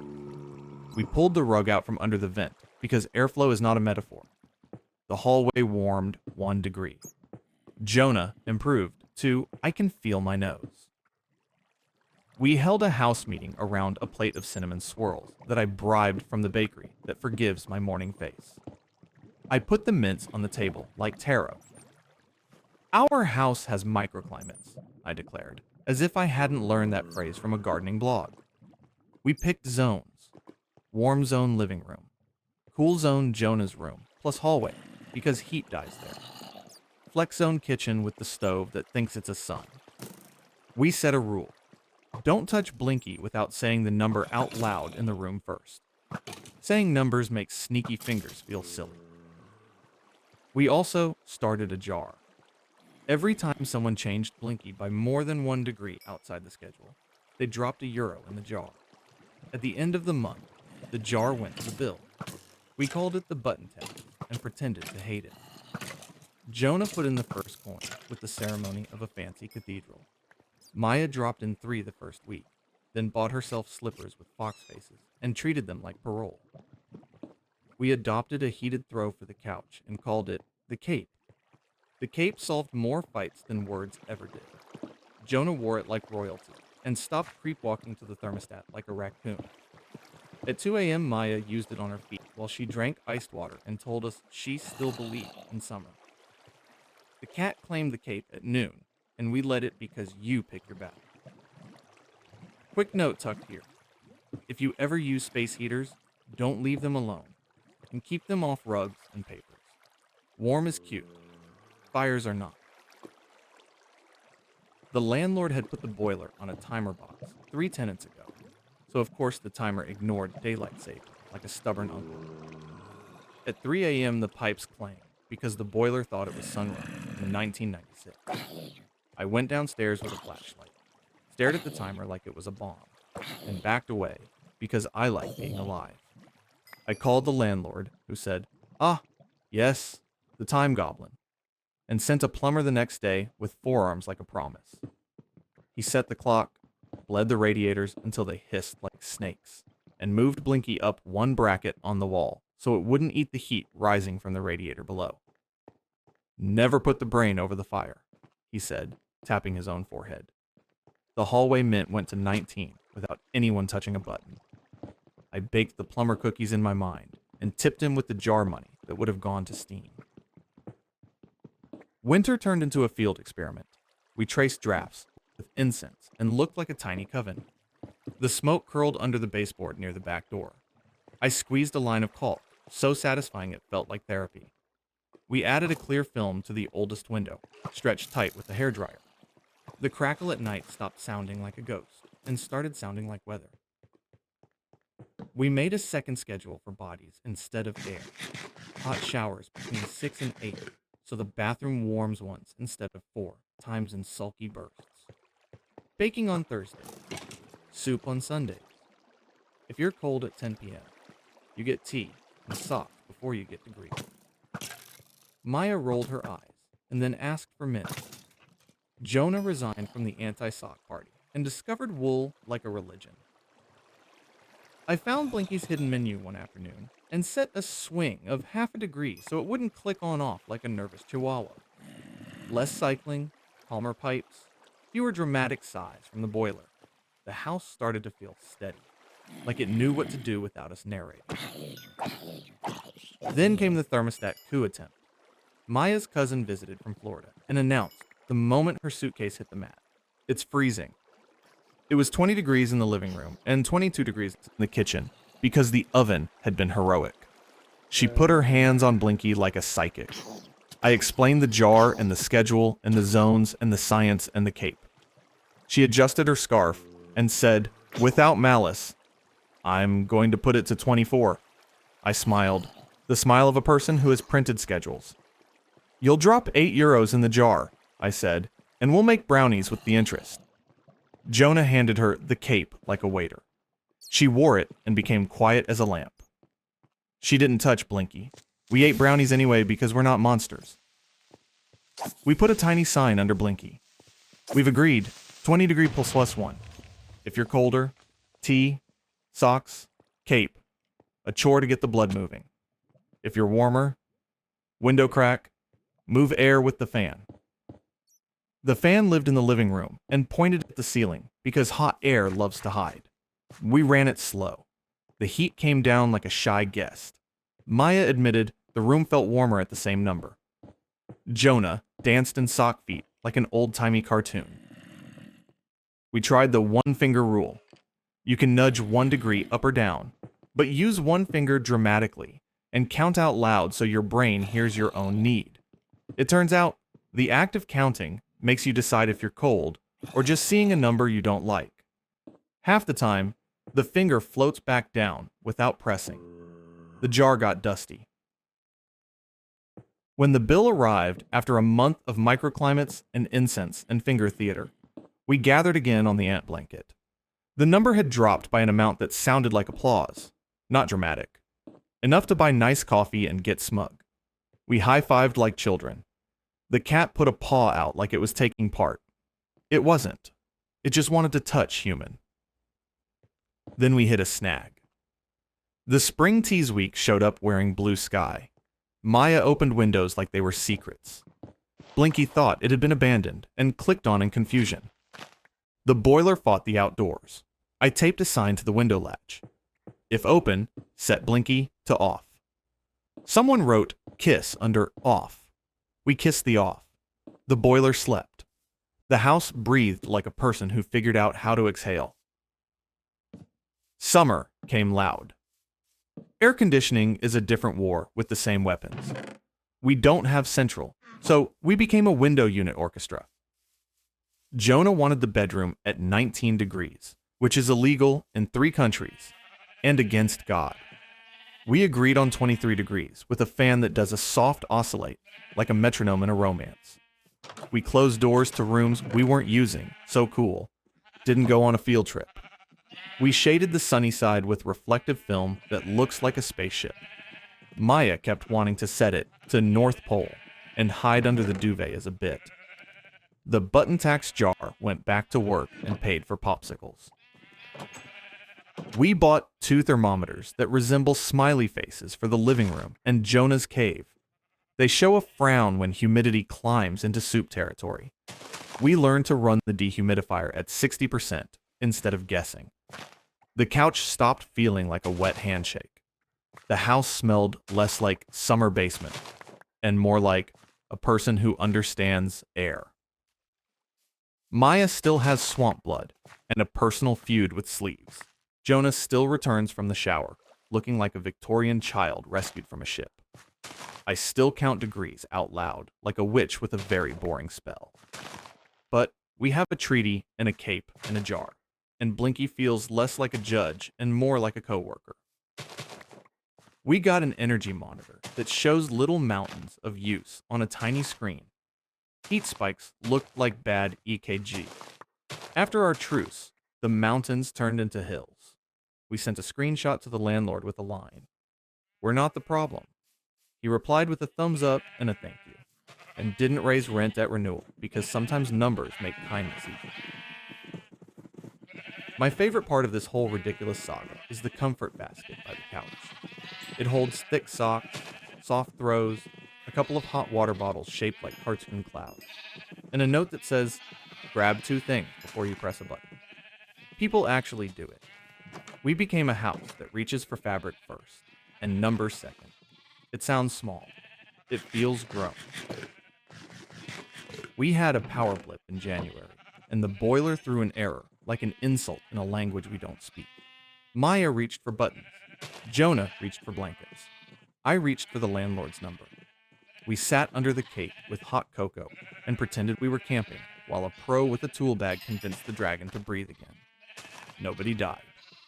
Blinky blinked back to life with a satisfied little segment of pixel. Jonah whispered, "Good boy." Maya rolled her eyes and petted the plastic. A pattern emerged that turned the house from petty god worship into weather. Mornings warm, afternoons coast, evenings adjust. Nights trust the blanket. Hiss in the pipes means air. Bleed the radiators till they spit and say thank you. Cat on the vent means the room needs a fan. Draft at the ankle, door sweep. Air that smells tired, crack the bathroom window while you shower and let steam do labor. I caught myself doing something embarrassing last week. I was alone, standing in the hallway, looking at Blinky's little numbers like they were a lake. I said, "We're good," out loud, to a beige rectangle. Then I laughed and went back to the living room where Jonah was a burrito, and Maya had her feet under the cape, reading an article about citrus in winter like it was a murder mystery. We were good. The house felt held without being smothered. Thermostat diplomacy isn't about winning. It's about getting boring. Our house got boring in the best way.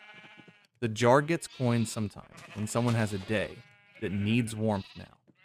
We put the jar clicks into soup and extra socks, and once into a ridiculous candle that smells like fancy library.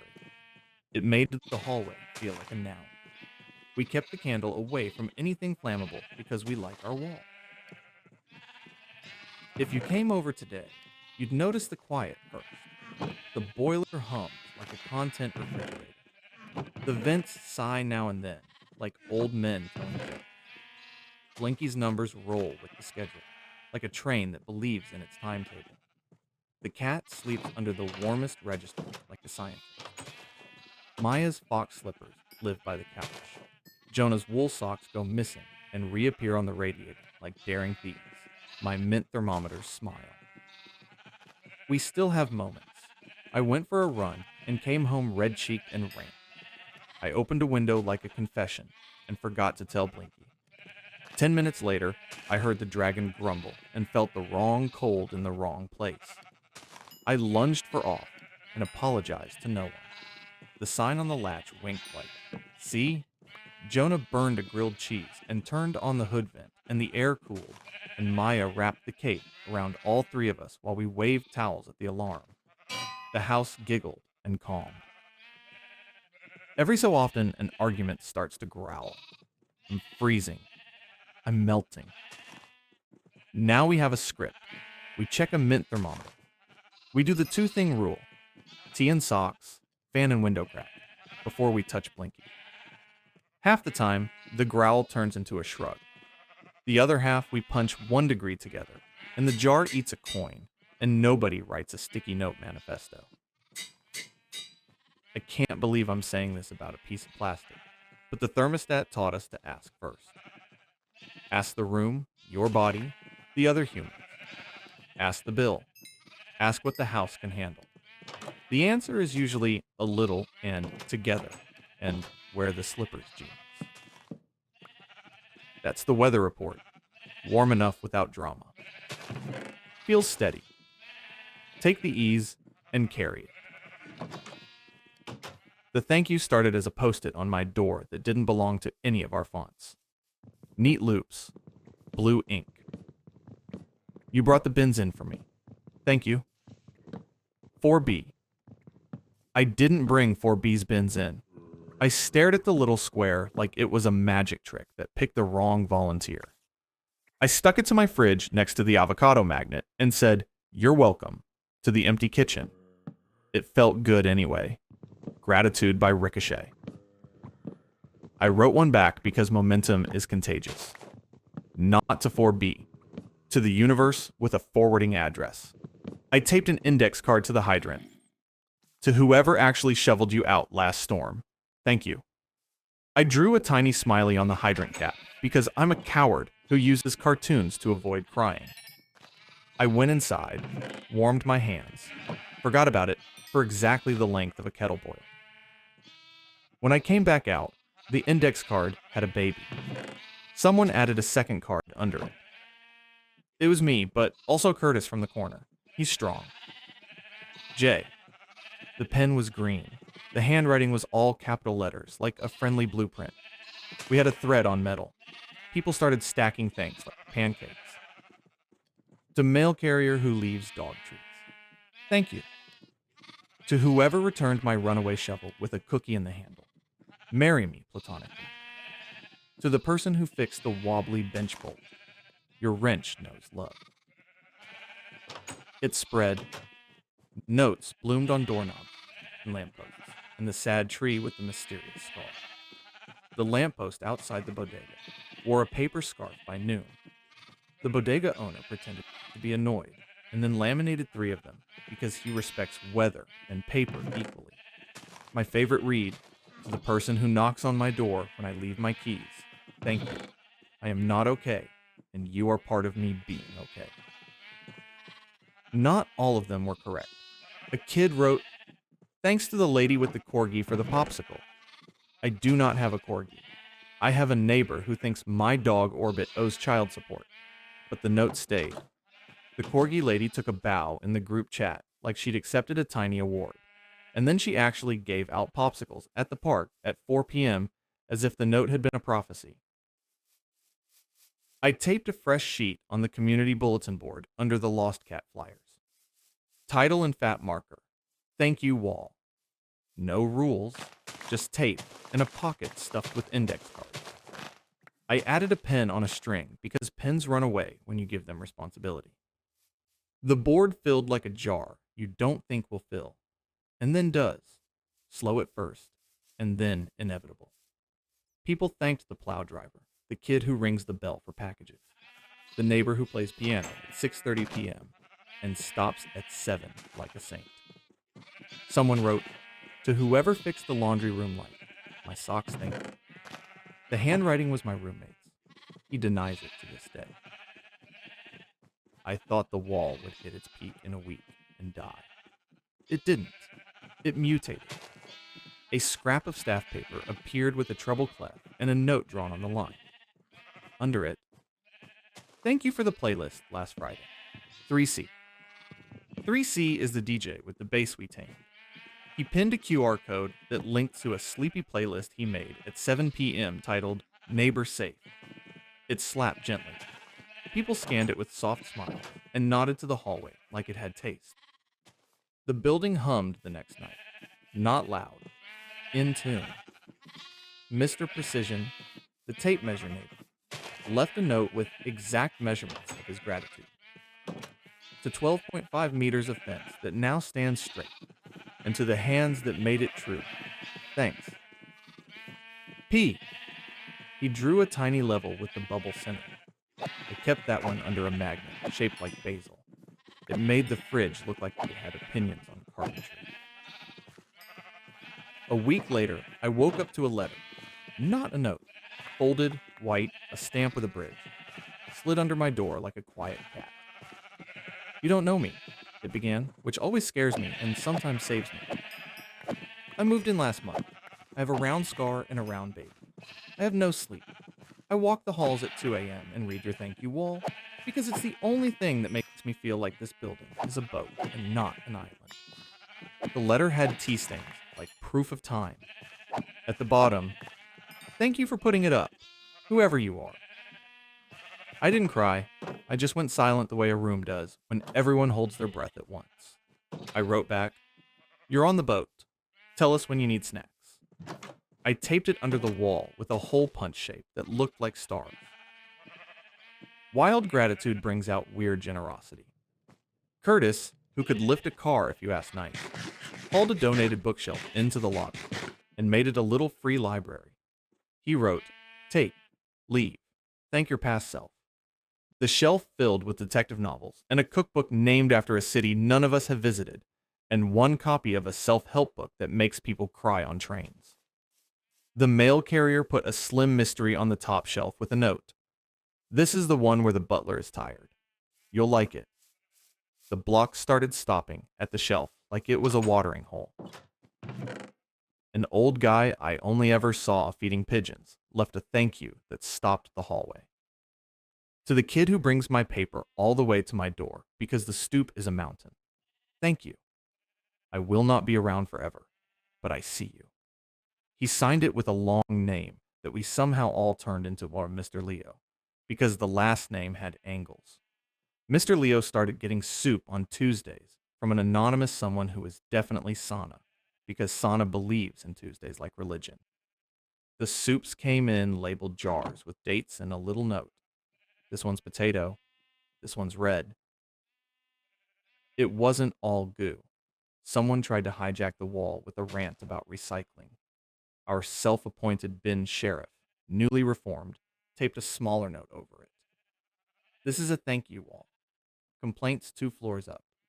He added a heart because we're learning. The ranter left another note 2 days later. "Thank you to whoever moves my bins back, even when I forget. Good art." We were rolling when the city came for our sidewalk. Construction notice, orange cones, a map that looked like a treasure hunt and a threat. Sidewalk closed, entrance taped. Our wall went dark under plastic.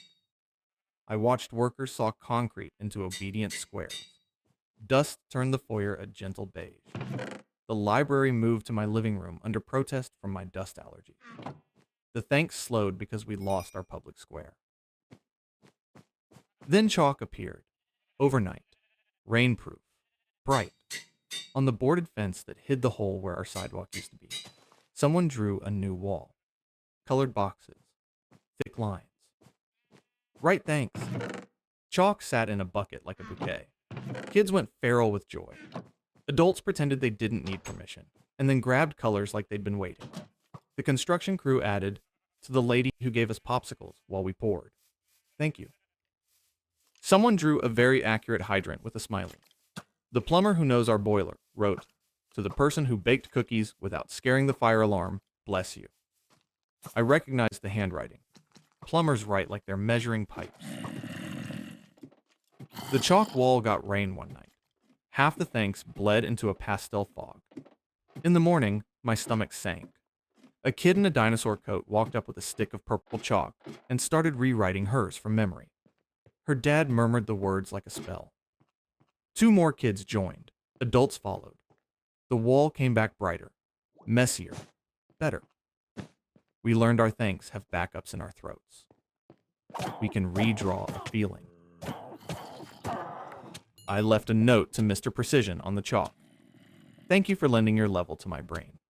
He added below it, "Your brain is plum." I almost printed it on a t-shirt.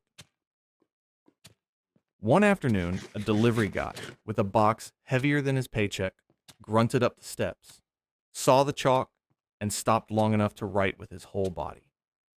"Thanks to the people who put the number on the side porch box. You saved my back." He added a smiley with sweat. We put a cold bottle of water on the box. No name. All of us. Our building manager, who lives in a constant state of being 5 emails behind, surprised us all. He taped a typed page on the wall. "If you ever need a letter for a landlord reference, tell me. You live here and you are kind. That counts." It was the most beautiful bureaucratic poem I've seen. Gratitude made the block weirdly brave. The neighbor who'd been anonymous about porch theft knocked on my door and handed me a bag with my old sweater inside that still smelled like basement. "Thank you for the letter you wrote to my son," she said, chin trembling like a small boat. I said, "Thank you for bringing it back." Not clever, true. We stood on the steps smiling like conspirators who got away with decency. We added "Thank you night" to the calendar like we'd added Snow Shuffle months before. One Friday a month. Hot water in borrowed urns. Paper cups. Markers. We stand around, hands steamed, and write. Some read theirs out loud in a voice that shakes. Some pin and run.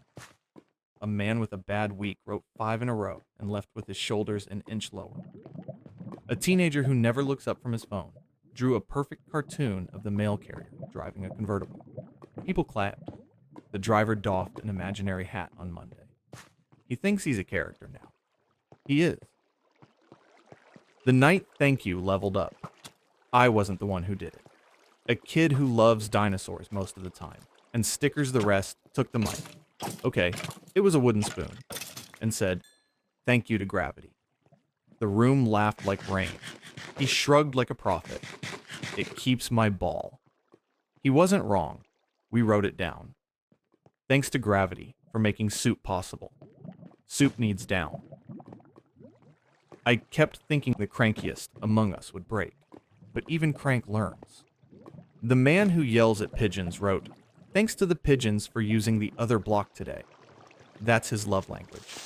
We accepted. One afternoon, a city inspector came to look at our new sidewalk and noticed the chalk that had not respected his barrier. He could have scolded.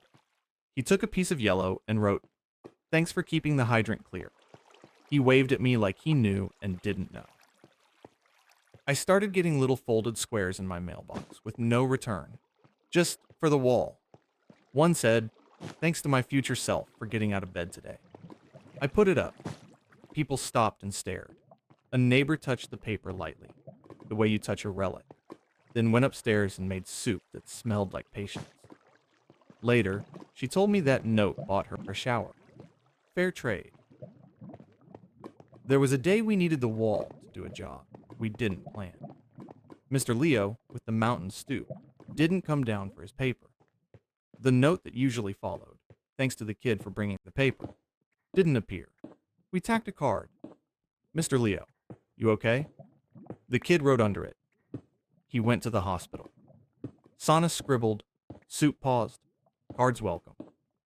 The library vomited get well mysteries into a tote. A nurse later told us his room looked like a parade route. He came home 2 Wednesdays later in a hat that looked like a victory. He wrote, shaky but loud, "Thank you for the Tuesdays you kept warm." We cried by pretending to adjust the tape. The nobody expected part landed on my doormat 2 months into this little experiment. A thick envelope. The good paper. The return address was a law firm because terror is stylish. Inside, a letter from the city's arts program. The construction crew had sent photos of our chalk wall to someone who sends emails with budgets. "We'd like to keep a permanent board installed after the sidewalk repair," it said. "If the building consents, we will provide a weatherproof cork wall with a header." They attached a mock-up with "Thanks, neighbor" in clean font that didn't make me want to fight. The building manager hung it on my door with a sticky note. "Is this your doing?" I wrote back, "It's ours." They installed it on a Tuesday, because Tuesdays love us. Wood frame, nice cork, small roof like a tiny station. We had a ribbon that I cut with the dull scissors we use for everything. People cheered like it was a baby's first steps. The first note on the new board.